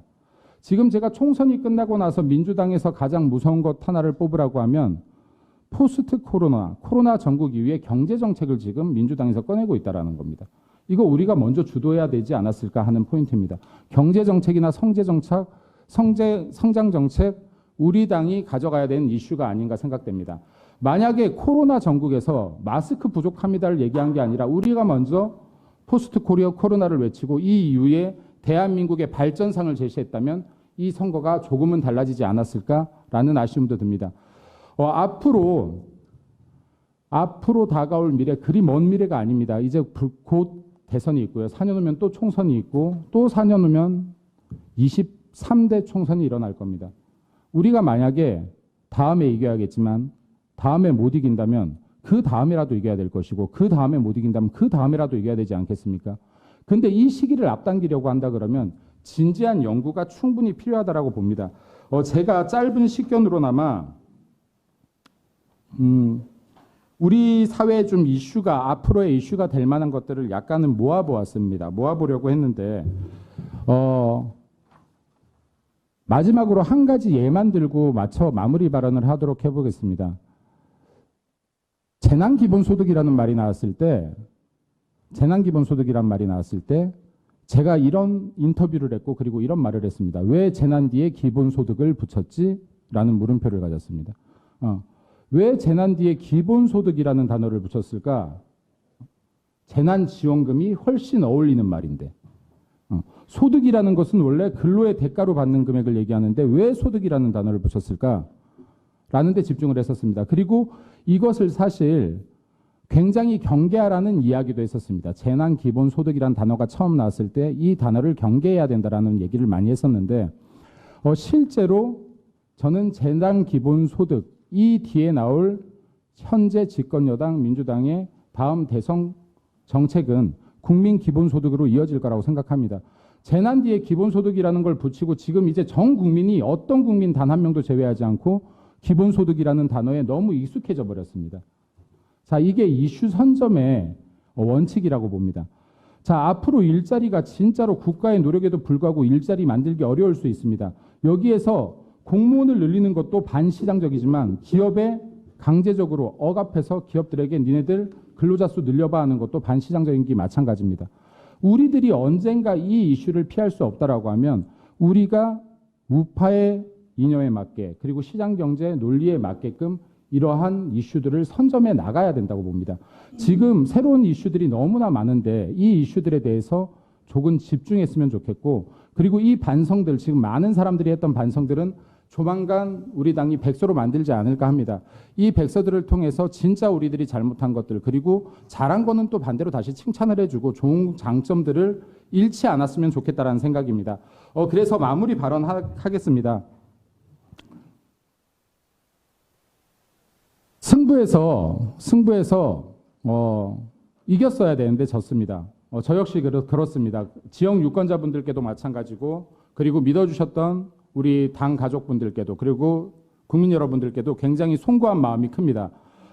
하지만 졌다라고 해서 그 집단이 혹은 그 상품이 모두 당점만을 가지고 있는 거 결코 아니라고 생각합니다.